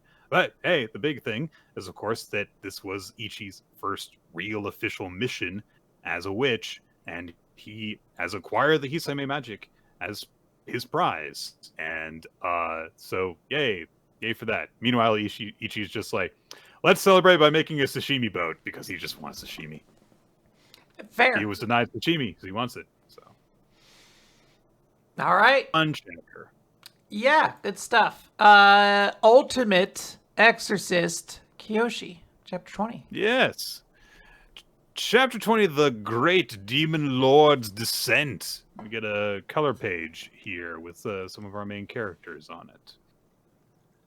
The Demon Lord descended after being called by the occult club's summoning spell, and he just turns to Kiyoshi and is like, "Oh, you're Kiyoshi Harai."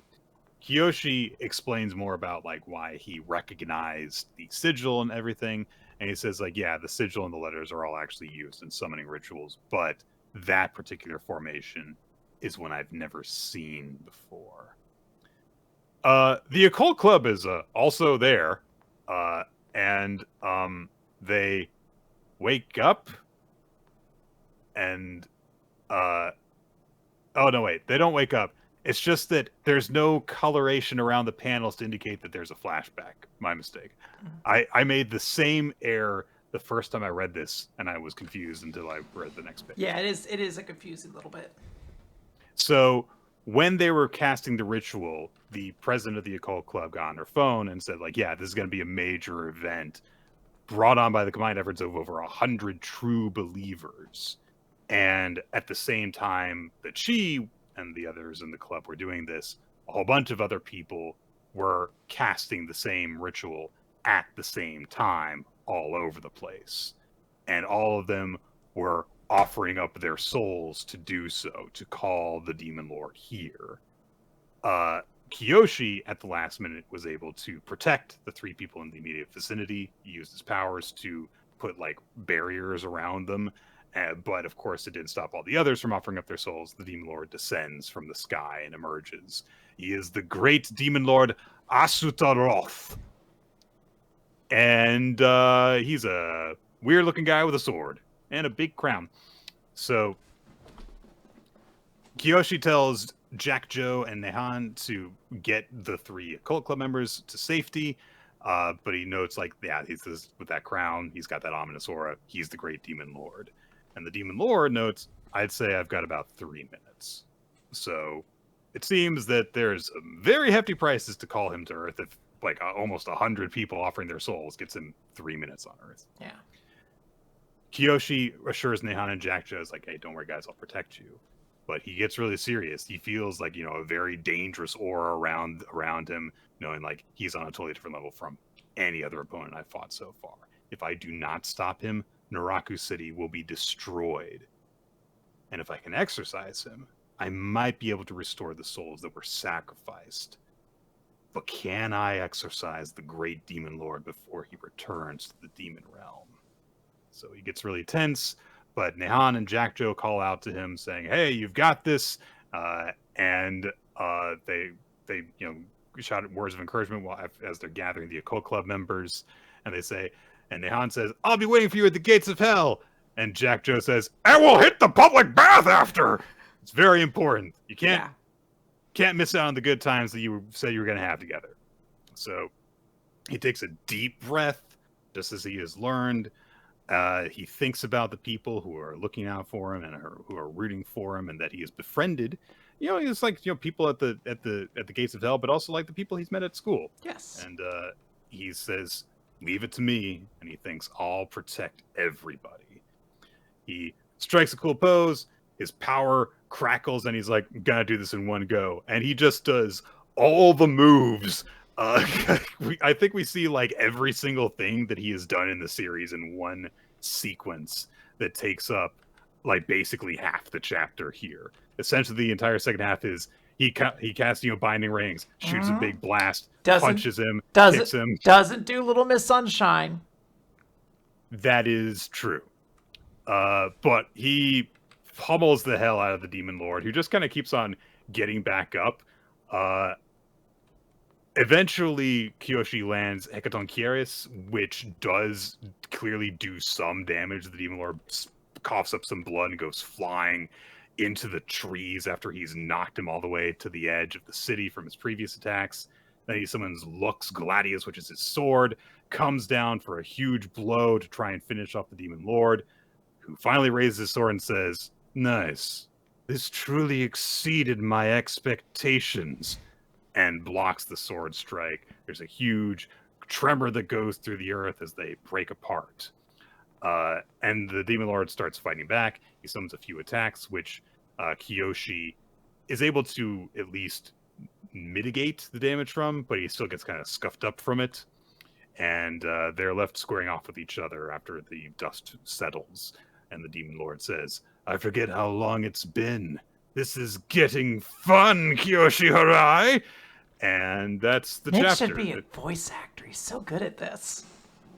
That's the chapter. So Asutoroth has been summoned, and he took a bunch of Kiyoshi's best attacks, and is just like, "Yeah, cool, kids, let's do this. Let's have a wrestle match." Yeah, go for it. You got 2 minutes left or whatever.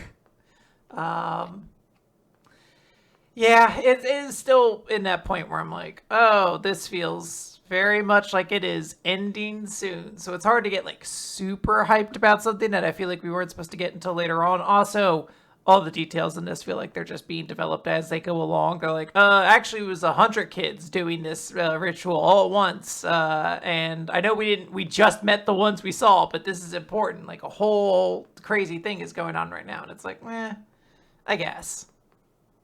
Yeah, I mean, this was just a very straight up, like we had a really good action scene last chapter where the good guy spent almost all of it beating the crap out of the bad guy. That kind of happens again here, and it's not as interesting to witness, partially because it's all techniques we've seen Kiyoshi use before, whereas with Mr. Sakaki, it was stuff like, oh, this is what this guy can do that we've never really seen him do before.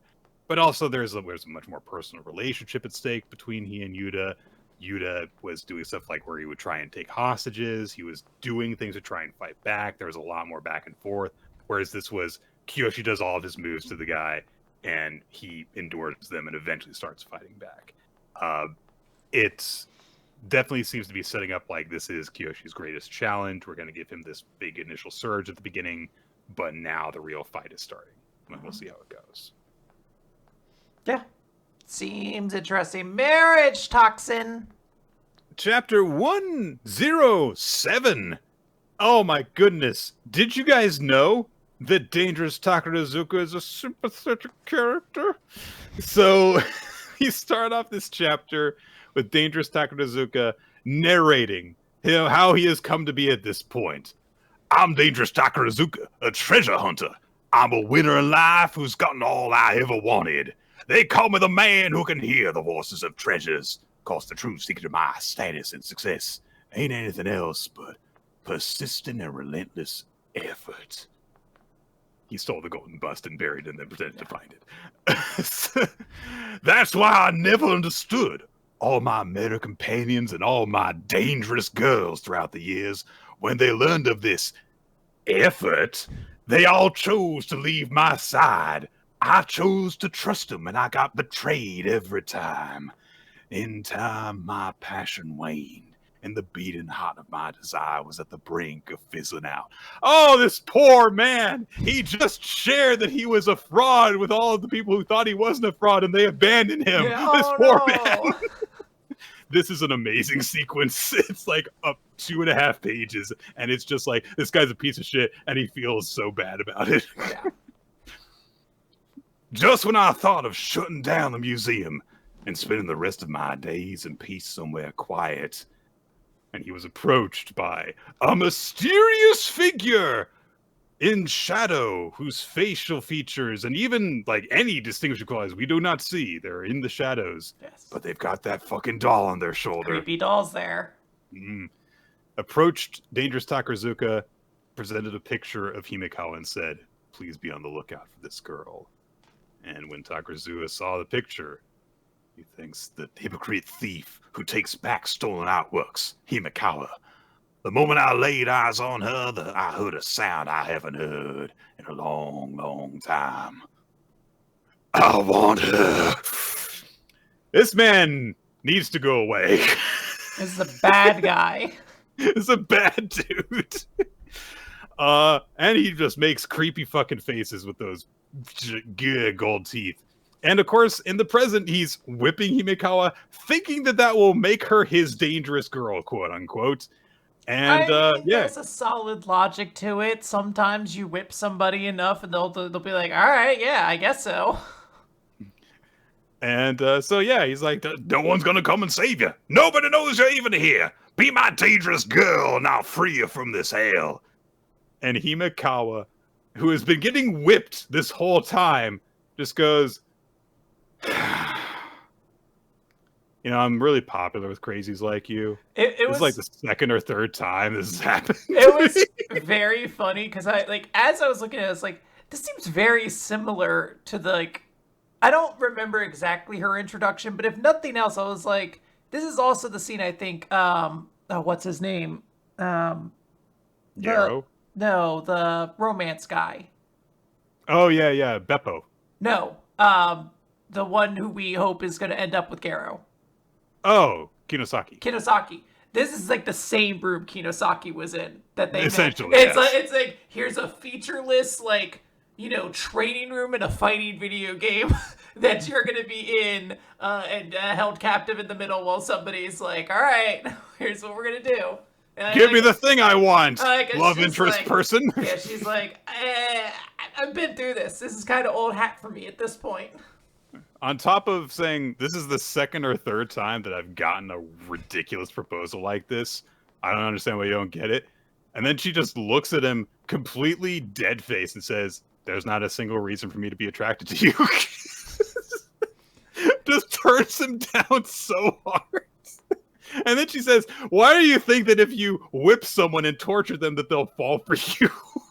It's very unlikely to work. Guys, I would ask your partner before you whip them and hope that they'll fall in love with you as a result. Also do a better job than Takarazuka is doing, because he's clearly he's all about enthusiasm. He doesn't know he doesn't know anything about aftercare. He doesn't know anything about prepping his tools properly ahead of time. You're running through the Nana Takaru. What did he do? What did he do? He did something to oil it, I think. I like that Himikawa in this moment's like, let me explain to you how dating works. Sometimes you go out with one another, you'll exchange contact, and the entire time this is happening, she's still restrained to this easel. Well, this man is still carrying the whip he's been beating her with. Nothing about the scenario has changed. She's just you go on a date with somebody and you enjoy fun time, and obviously she's gonna realize through the moment she's like, oh, I have my feelings and Garo and everything, but it is just one of these things of it's a very interesting tone change where she's just like, come on, dog, clearly this is fucking weird, right? There are so many things to note about this moment, because she's like, this is how dating works. You go on a date, you get to learn about each other, and the only guy that's ever actually done that with me was him. And we cut to a scene of them at the, Shark Diner, the restaurant that they had their first date at. But there's a detail in the background that I don't know if we saw the first time through, which is someone with a massive shark mask acting like they're eating somebody's head. I don't know if you've ever seen that image of the dinosaur sports mascot who eats the cheerleader. It's very much that. It's some dude in a costume just to what looks like just a customer. And I'm like, this restaurant rules. How do I is it in Japan? Is this a real place I can visit, or do I have to invent this because this place rules? And Himikawa reflects on the fact, I stopped messaging Garo first, and I feel kind of bad about that. And I guess it's, too late now. And then she feels a chill. It's never too late, people. You can always still message back if they were, if you were interacting. Takarazuka decides, fine, taking the kid gloves off, and it turns out his whip has an electric shock function in it. And so he just says, I'm so glad. Even at this stage, you still learn something new. In order to truly get my hands on a lively girl like you, that personality needs to go. Let's get rid of those memories and turn you into a blank slate. What is wrong with this man? I also had to stop because I was like, so wait, my guy has like an electric whip, like an electric leather whip that erases memories? Like, I understand the idea of like breaking someone down to like the point where you can, brainwash them essentially. But I was like, does this whip have like mind erasing powers? So if we shoot him with this adamantium bullet, it will go through his skull. Yeah, won't he just regenerate from that? Yes. But his memories won't. Why? Why is that the case? How do you know that? Anyway, he swings the whip, and Himekawa thinks, this is it. I've made some like really foolish decisions that brought me here, and I guess, nobody ever actually asked me to take back and return stolen artworks. If I just lived a normal life up to this point, if I just studied hard and gotten a regular job, I could have fallen in love and gotten married. But I don't regret a single thing. If I chose to live my life any other way, I never would have met Kimie-san, the Kitami gang, Joshua. I love Joshua. Why haven't we seen him, Nick? Is he going to help her? What happened to him? Is Joshua going to help save the day? I need to know. And then she thinks, and of course, I never would have met Gero either. I don't care if it's a dream. If I could see him one more time. Aww. And of course, Gero arrives to save the day for real this time. Boom. He found her just in the nick of time, comes in, big old kick to Takazuka's stomach, knocks him into the wall. Nick, important question. Is there a wrestling move equivalent to a one-legged drop kick sort of thing, but to the chest? Like, obviously, if you hit the face, you just been like sweet chin music, super kick, whatever. But to the stomach, is there a name for this? I don't think anyone does that kind of thing. I mean, it seems extremely dangerous. Yeah. Yeah. But the most I can think of is the shotgun drop kick that like Finn Balor does, but that's a double foot. Yeah. Drop I'm kick. looking for somebody. I'm looking for a big boot, but you boot them in the chest. Yeah, flying sidekick thing. Yeah. I think that actually the move that he does here, there are a few strikers who do it as kind of a transitional thing. I was gonna say, I guess you will do that. Yeah, I guess you do see people who do like a quick super kick to the stomach. This is like the running like boot across the room, though. I think. Yeah. Takazuka collapses, and immediately Gero turns to Himekawa and is like, "Are you okay? Are you okay?" And she just concludes, "Oh, I'm dreaming again." He showed up at the most convenient moment to save me. Sure. And she looks kind of nonplussed that he's there. Because she has zero reaction. She is saying nothing. She's like, all right, well, it is a dream. Who cares? So he gets her down off of the very, very inescapable artist's easel that she's been chained to. And so he's just kind of talking to himself, being like, oh, I'm glad that I got here in the nick of time. You don't seem to have any grave injuries. And Himekawa just thinks, there's no way that Gero would be here at this moment to save me. But if it's a dream anyway, I might as well. And she just grabs onto him, full glomping hug. We get a big 2-page spread of her grabbing onto him. And Gero is so caught off guard that they actually collapse to the floor. And Himekawa is fully on top of him, straddling him, leaning down into his face. And then she goes, this actually feels oddly real, though. And she grabs his cheeks and just starts squeezing his face a little bit like a fish. And then Arashiyama shows up, and she's really happy that Himekawa is okay, grabs her in a hug too. And then Himekawa realizes, like, wait, so I'm not dreaming? And then the embarrassment hits. She blushes. She goes, thank you, guys. I love nothing happened. Like the hands up, like, thanks for rescuing me in this innocent exchange we just had. And apparently she squeezed Gero's cheek so hard that it kind of hurt a little bit. And he's like, does she hate me? This poor naive boy doesn't understand what's going on here. But Takarazuka is not just completely down for the count. Come on, Garo didn't even use any poisons on him. Seriously.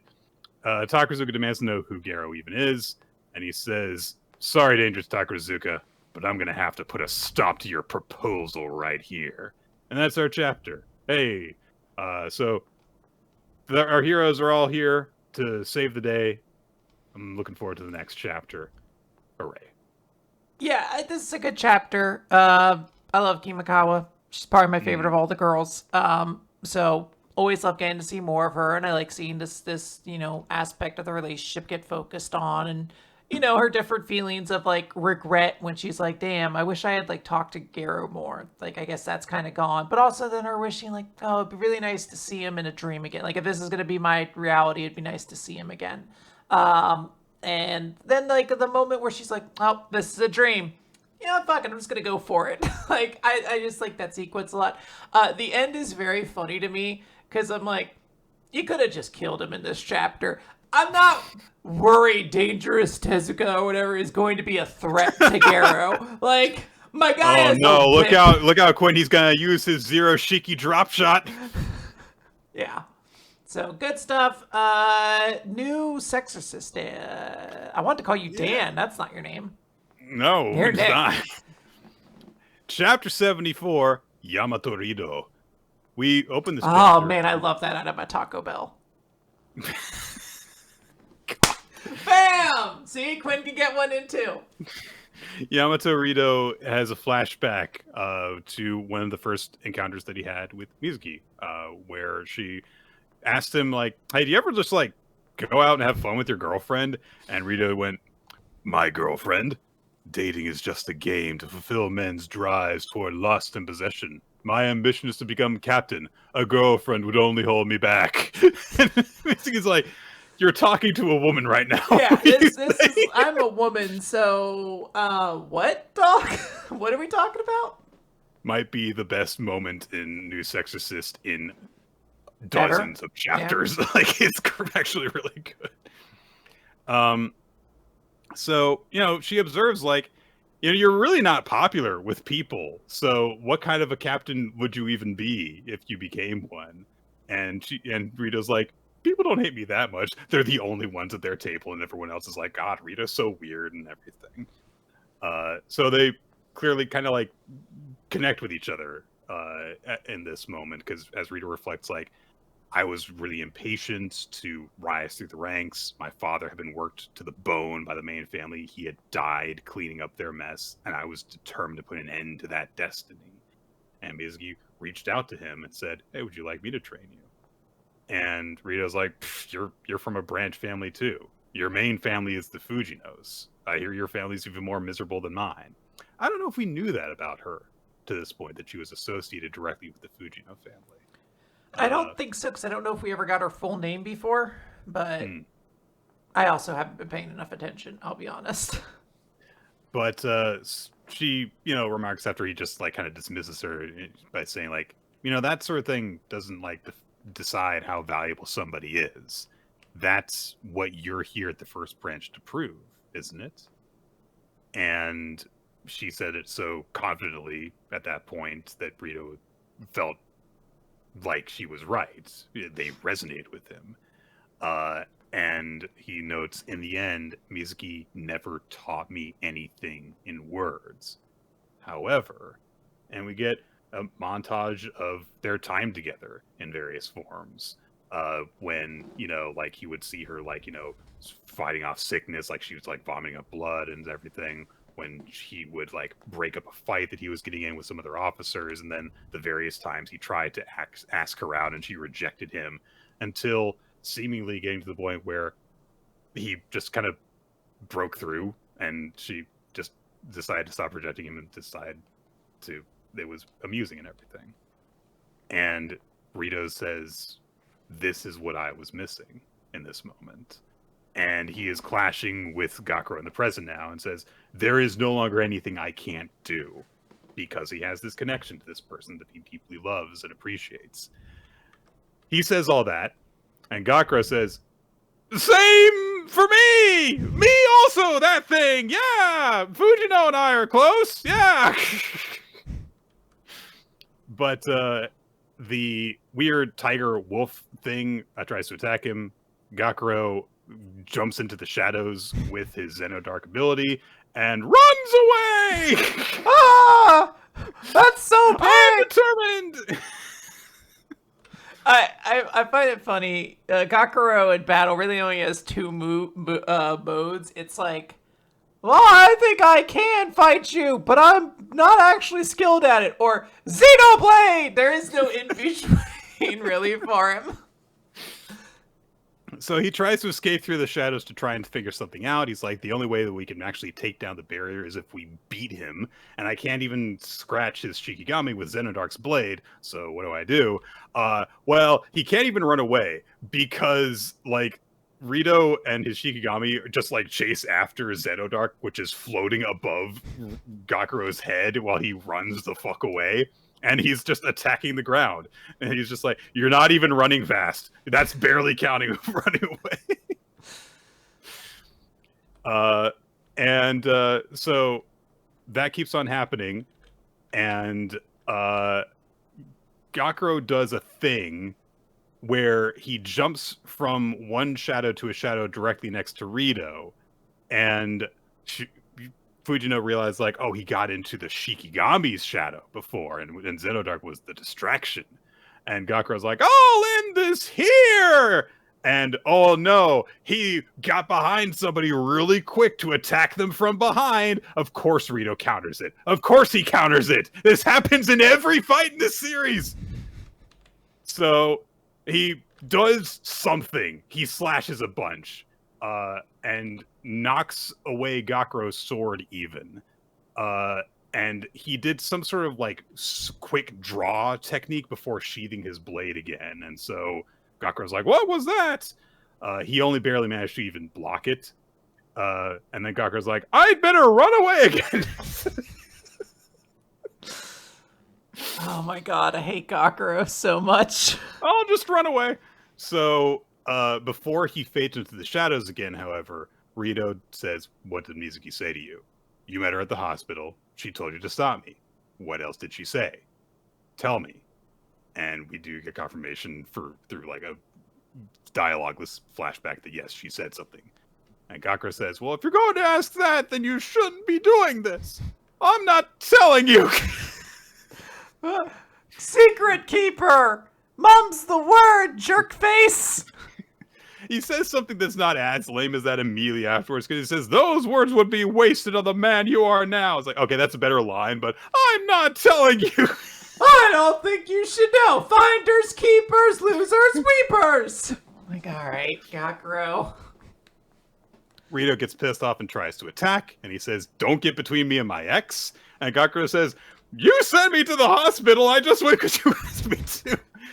Which is the most sensible thing he said in a long time. Yeah.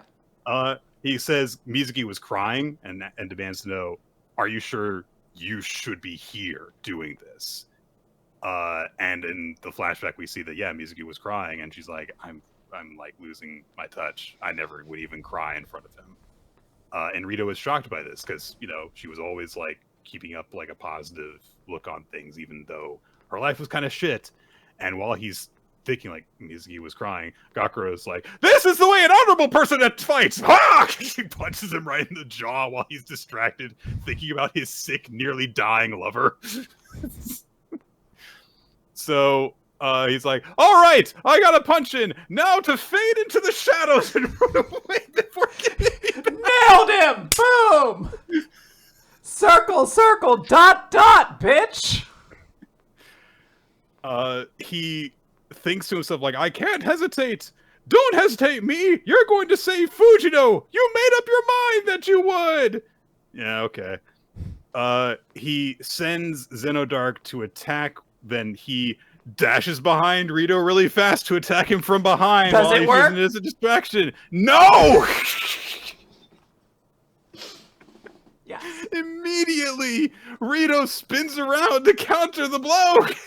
And there's got to be a lesson one of these teachers needs to give at some point. He's like, so it's like, this is an email that goes out from the Exorcist Society. They're like, it's come to our attention a lot of people are relying on the move really fast or use a distraction to get behind your opponent really quickly, and it's not working, guys. This tactic really seems to have been sussed out, so we're imploring you, literally anything else. Just don't try to sneak up behind him again. It's not working.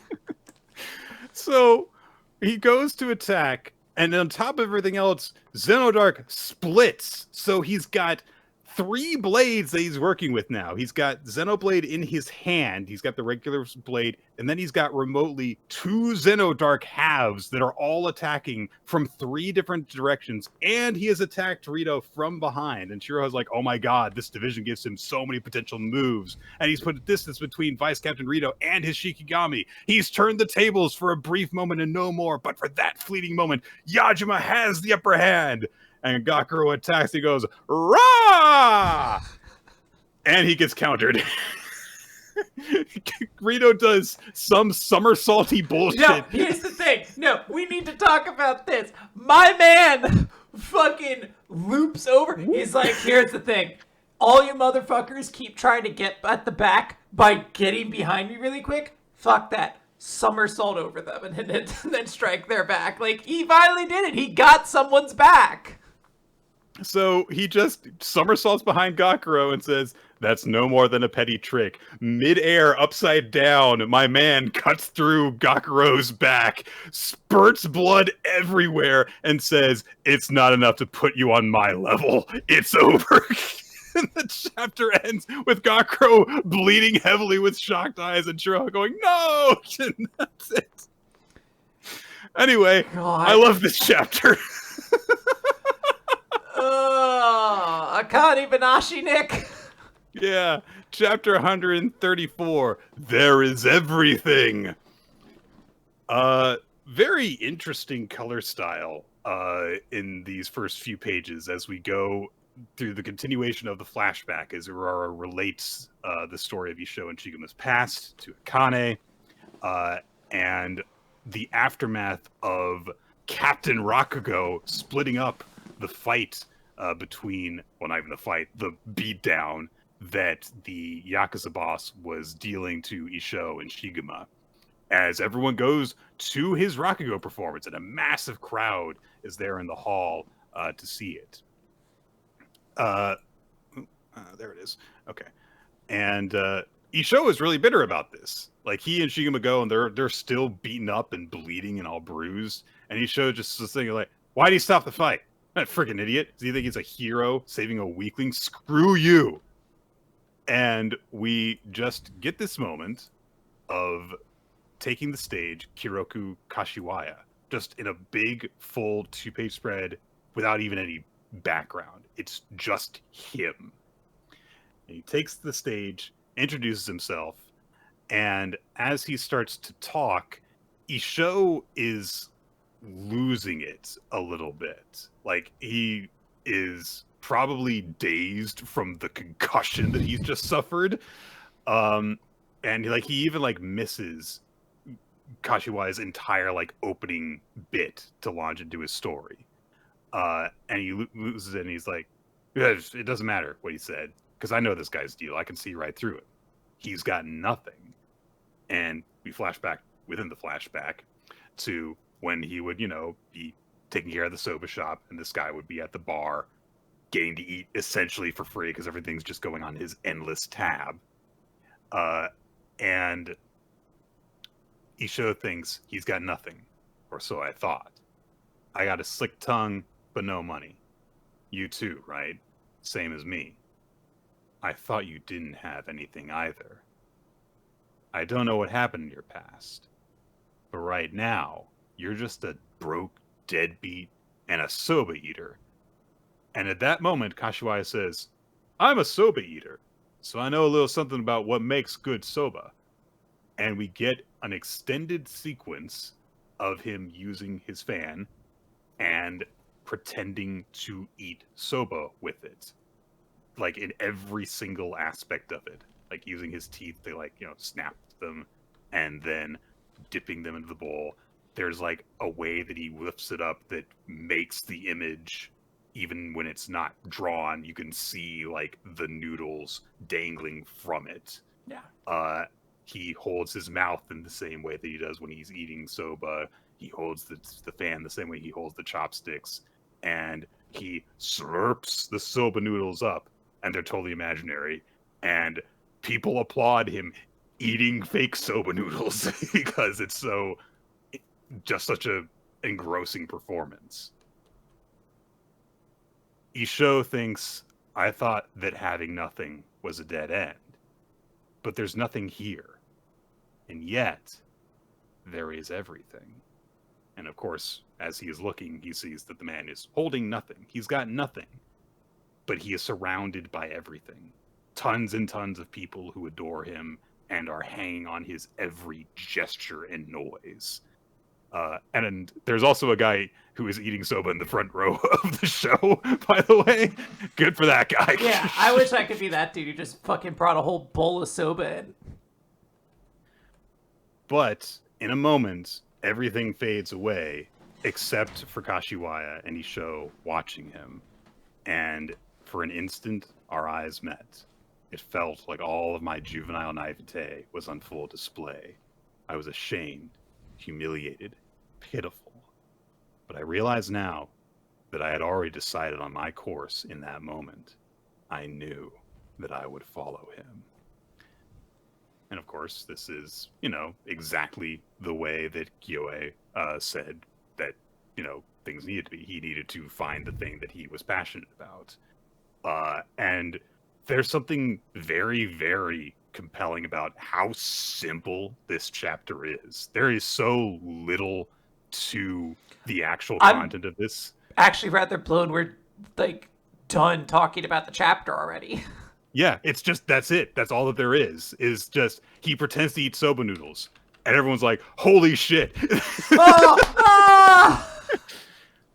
But the way that it's done is, I love that we get more of the, in Rakugo, you don't have props. You just act out everything. And you can so clearly see everything in the way that it is so compelling and so, fascinating. And how much this means to Isho in this moment. So I really, really like this chapter, and it's nice to see this very vulnerable side to Isho in his past as well. Yes, I like what we're developing with the show, and I like how we're slowly starting to figure out what this guy's mentality is. We're getting the little bits and pieces, and if this guy is going to be Akane's teacher, because I forgot for a moment why we were even getting this flashback, and it's oh right, because Akane's about to have to learn under this guy. Getting this context, I think, is going to be significantly important to understanding their relationship going forward. So, good stuff, in my opinion. Yeah. All right. And that's One Piece time. Nick, let's wrap this up with One Piece. One Piece chapter 1131. Loki in the Underworld. We're continuing the cover story. Yamato is enlisting the help of a couple people to get the sword back. I think that's Speed, but I can't remember if that's her name or if it's Rummy. I don't remember anymore. And she is also called Horse Lena, I think. Don't correct me, audience. I don't actually care. I just sat there for a moment. I was like, I think this is Speed, but I know there was a Rummy as well, and I don't remember who that is anymore.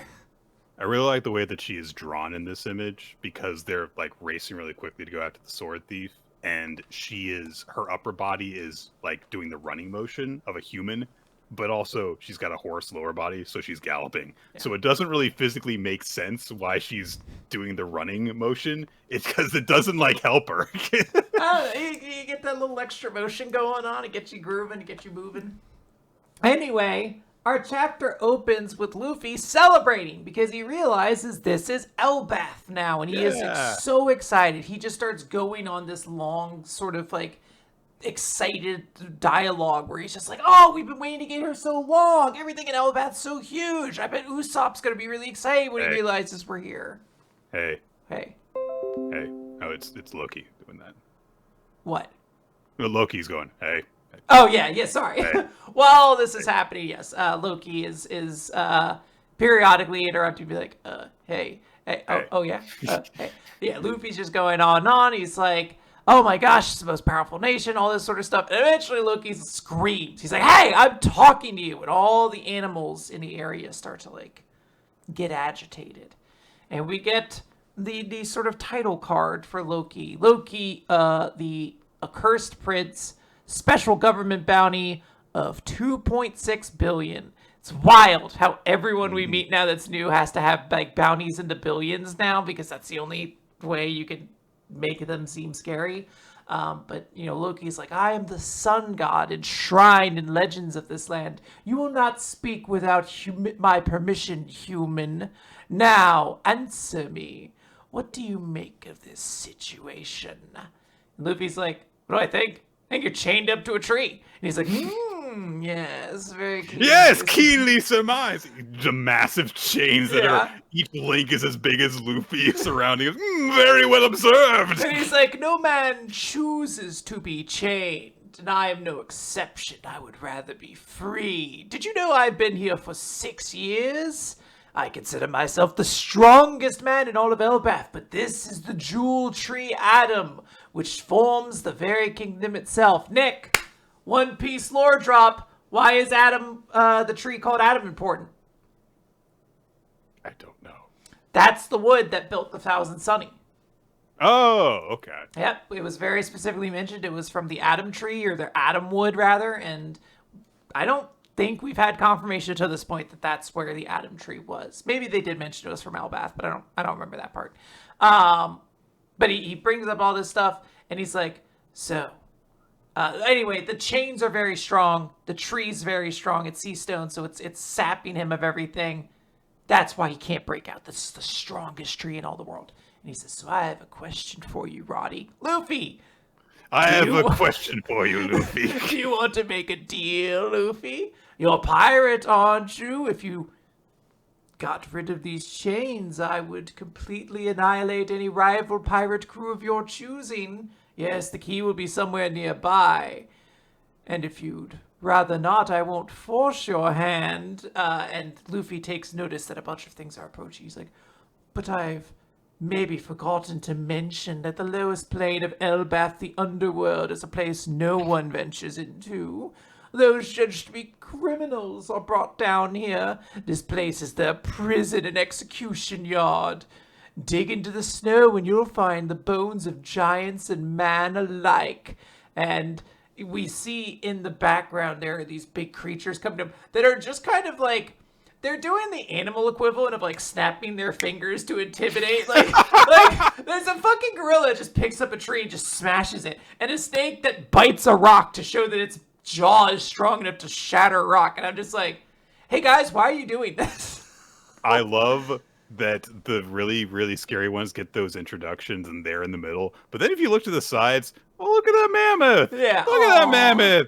Look to the other side. Look at that bear. Look at that bear. Oh my god. Yeah.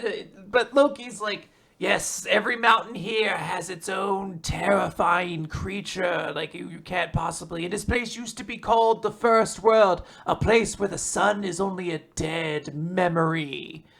And Nice. Luffy's, as he's looking at this, is like, oh man, this takes me back. Like he's not really even listening to what Loki is saying. Why would he be listening? Because Loki's like, all of my animals work for me. They all love me. They're going to destroy you. If you don't do as I say, they may not take kindly to it. But we also need to note, there's several humans in this shot. There's a couple people in like black cloaks and gas masks and swords.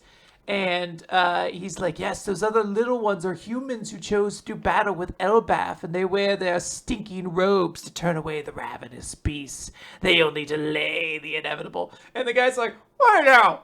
That's uncalled for. We think this could work out. But they note that they're like, hey, we don't want to get knocked unconscious like last time. I mean, none of us expected to run into red hair Shanks of all people. So Luffy's like, did you guys say Shanks? And they're like, yeah, he wore a straw hat just like you're not wearing wait right a now. minute. It's worth noting, he says this while in the palm of the gorilla, and all the other animals are all looking at him happy now. They're all going crazy. And the I forget he doesn't give them the names. So they're just guys in cloaks, I guess. Or just like, this is really fucking with everything we thought we knew about this place. Who is this guy? And Loki is, of course, like, wait a minute, who are you? And Luffy's, again, very one-track mind. He's like, did Shanks really come here? Loki's like, do you know Red here? And he, pauses for a moment. He's like, well, if you mean that coward of a pirate, he certainly did. Luffy instantly, Gear 4, goes to, like, fucking knock this guy out. He hits the, like, tree next to him, but it's unclear. Loki moves his head a little bit. Luffy may have tried to punch him in the face. And he's like, hey, whoa, I was only joking. It's okay. And Luffy's like, well, don't say that then, even as a joke. And he's like, well, I'm helpless here, so can't really defend myself. And he also thinks to himself, the second I get these chains off, I'm killing this kid. I can't. I'm going to murder this child. I love the comeback because Loki's like, I'm helpless here. I can't defend myself. And Luffy's like, well, then you shouldn't make me mad. Yeah. He's like, look, if you keep this up, I'm going to smash you into that tree until you're part of it, buddy. And Luffy just continues, like, why is Shanks here? Why did he come to see you? That couldn't have been why he was here. Is he still in Elbath? And Loki is like, well, you won't get those answers for nothing. So, see, Gakuro, that's how you do it. You just tease out. You try to get what you want out of that information. Cut over to the OG Straw Hats, old school Straw Hats. I don't know what we're supposed to, Old Testament and New Testament Straw Hats. They are still crossing the bridge. And as they're doing that, they're like, something's starting to shake. And they peer back and they see Roto running towards them. And they don't know 100%, but they're like, looks like a guy got hit by lightning. That's probably the guy that was in the sun god mask.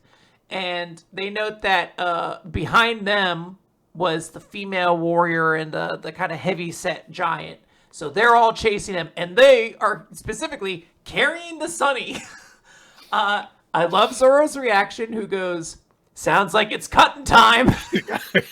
And Usopp has to go, no, they might be the master's friends. There's only one thing to do. We just get off this bridge. Like, everybody sprint. If they catch up to us, we're goners. Cut back to the underworld warland part of Elbath. Haryuden is there. He and his shipmate Stanson have taken out a moose. One of the big mooses, and he is really celebrating. He's like, good job, we took them out. Their meat is exquisite. I can't wait to see the Straw Hat's face. I believe we get some lore for this world that we don't understand the context with, or unless I've forgotten what a sunstone is or a painter. But Stanson's like, we can't use a painter to get it upstairs. Those sunstones don't work when it's snowing. But Haryuden is like, let's just carry it. And we get a very quick refresher of Haryuden, which makes sense. There's a lot of people who probably don't know of this character since like Dressrosa. He was like the 7th most important captain that joined that crew, that alliance. So yeah. So they remind us all about that. We get to see these characters. We get another sort of refresher of that crew, who I think was only introduced to us on like a cover page. We've seen all the characters at this point. Stanson is the shipwright with them. Goldberg and Gerd are the two chasing Roto, who is the sun god guy. And then we cut away to the New Testament Straw Hats. Brooke is like, what do you think, Robin? I've never cut a woman's hair before, and I was quite nervous about it. My heart would have been racing if I had one. And he does a skull joke. It's very cute. Bonnie is loving Robin's new look. She's going crazy, and we get to see it. Nick, Robin's got her bangs back. She's got her fringe. I saw this and I was like, oh, this is a little bit weird. And then they explain why. And so I want to give my exact thought process I saw. I was like, oh, I love this. Like, it's interesting they're giving Robin a new haircut, but I was like, I actually miss Robin's old hairstyle a little bit. Like, I kind of miss that fringe. But then I sat there for a second. I was like, oh my God, she wants to look the way she did last time she met Saul, didn't she? And I turned the page, and that's exactly what they say. They're like, oh, that's the hairstyle we remember too. And She has such a big, peaceful smile on her face right now. So fuck the end of this chapter. Dr. Soul's fallen! Yeah. He can't get up! Yeah, the boat's sailing in. They're like, we're almost there. And then it just cuts over to Elbaf and they're like, it's Dr. Soul! I think he might be dead. And I'm like, I know you motherfuckers are just tricking me because this would be an enormous fucking like kick in the face. But I want Robin to be goddamn happy. There's a lot of really nice stuff in this chapter. Yeah. I like the dynamic that we have between Loki and Luffy, where Loki tries to be like, I am the devil, and you will make a deal with me, but there is going to be a catch. And Luffy's just kind of like, who are you? What's going on? Is that... Was Shanks here? I'm gonna punch you. You can't do this with him. Like, it doesn't work. He was immediately focused on the animals. And then after Shanks got mentioned, that was the only thing he could focus on. And I do love that Luffy is just immune to, like, you know, like Xanatos villains, like masterminds. Like, they just don't work on Luffy. He doesn't listen to you. Mephisto comes to make a deal with Luffy, and Luffy's just kind of like, yeah, or I could punch you and take what I want. Yeah. And then he just does. Yeah, it's a really fun chapter. I had a lot of fun with this. I even really appreciate the sequence with Hariden because it's like, I like this introduction to him a lot more than when he was just a gladiator that was just like one of a dozen people we had to learn about and then didn't really actually get any information on. And then the scene at the end with the newer Straw Hats with Robin and getting her haircut. It's the most thought that has been put into almost any Straw Hat appearance change, at least since the time skip. So it really has. Nice. Yeah, but I love it. I love the bangs. I love the chapter. Good stuff. Yeah, so a really nice chapter. But was it your favorite chapter this week, Quinn? No, it was not. I'm going to give my favorite chapter this week to Undead Unluck, that I thought had a really, really strong chapter and got me very emotionally connected to Soul, hopefully about to get his shit pushed in. Guys, what do you think my favorite chapter of the week was? I'm so predictable now. Is it Ichi the Witch? Yes! Wow. Okay. There we go. I am going to get too invested in this series, guys. Like, it doesn't matter how successful it's going to be. I'm going to be too invested in it. Like, that's just how it feels like at this point. But it was my favorite chapter. What can I say? Like, I'm really, really into this series now, and it's nice to feel excited and constantly pleased every single chapter when something coming out. It's been so much fun. And I know that like the flashback in this chapter was a little bit like nothing's really happening. I get the feeling that this is going to be more important later when maybe we come across Minakata again. But just the entire sequence where it's so grotesque and so awe-inspiring how pretty it is, and he's just being like, it's perfect while her bodiless head is on top of her body. Yeah, it's a really good chapter, and I love this series. Yeah. Favorite MVP for the week? I almost want to give it to Robin's Bangs, which I'm really excited are back, but I am going to give it to Himikawa from Marriagetoxin, who I thought was really good this chapter and really pulled me in to just her emotional state. I think it is a very fun running technique. If you're going to do the dream sequence once, then when he shows up again, she should think it's a dream sequence again, and it does progress their relationship to some degree because she was a lot more intimate with him than she would have been otherwise. Yeah. I'm going to give my MVP to... I can't believe I'm doing this. Robin's Bangs? No. Oh. To Yamato Rito. Oh, damn! Yeah! Because he had an actually really good character building flashback in this chapter as we get a little bit more of a look at how he fell in love with Mizuki and what she meant to him, and he comes out of that being like, you're not better than me because I have this driving me, and then he proves it. Yeah. He destroys that boy. So absolutely, Yamato Rito, fuck yeah, kill him. Good shit. The audience, by the way, picked Ichi the Witch. They agreed with you as chapter of the week, and there was actually, it looks like a tie for character of the week between Ichi from Ichi the Witch and also Chinatsu from Blue Box. She also was really good this week. Blue Box is always really good. I almost gave it to that instead. Yes. But guys, that's it for Weekly Manga Recap this week. As we said at the beginning of the show, if you want to try following us on social media, we're both on BlueSky now. You can see those linked. You can see them where they are in the new splash that is on the video version of the stream. Video versions of the podcast get posted to YouTube, youtube.com/Weekly Manga Recap. Also has an opening sequence done by Marriagetoxin and Wazilla Cheddar, and you can also check out the works of our occasional title card artist, Steve Man, by just searching for Steve Man Art all across the interweb. The stream for the live show goes on Wednesday evenings. Normally it's around 7:30 to 8 Eastern time.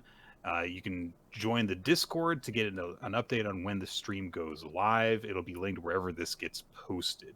Audio versions of the show are also on weeklymangarecap.podbean.com, iTunes, Spotify, all those kind of podcast feed places. And if you want more Weekly Manga Recap, you can check out our Patreon page, patreon.com/weeklymangarecap. We talk about stuff like X-Men comics. We talk about, we make lists of weird things and weird ideas that we have and share them with each other and try to make each other laugh. And occasionally we just hang out on there. So if you want more Weekly Manga Recap content where we get even more unhinged, check out our Patreon. We might be due for a buddy chat sometime soon.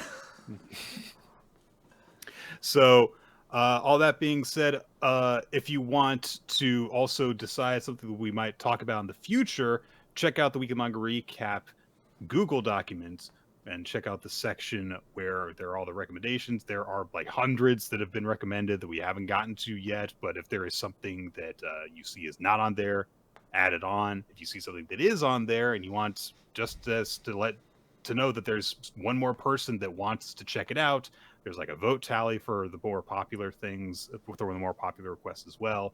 And thanks Ninja X3I for keeping track of all the stuff on there, not just keeping track of our recommendations and everything, but also the MVP and favorite series voting and all that other stuff. Yes. Is that it? We got through everything? All right. Mm-hmm. Well, that is going to do it. Also, weird plug, but if you want to add me on Pokemon TCG Pocket, I'll thumbs up your gallery every day. That's one of the advantages to adding me on that. You got to find my code, though. It's on my BlueSky account somewhere. I don't remember where. I posted a lot since then. Get to it before this mobile game is also ruined, inevitably, by capitalism. Whoa. Hey, you say that. It hurts me. There's like a real concern in the Pokemon Sleep community because the Pokemon company is taking over the game from the company that was doing it. And they're like, I don't know what that means. Was the game too big for this smaller company? Or were you guys like, we can get more money out of this? So we shall see. Anyways, that's going to do it for the Manga Recap. Goodbye.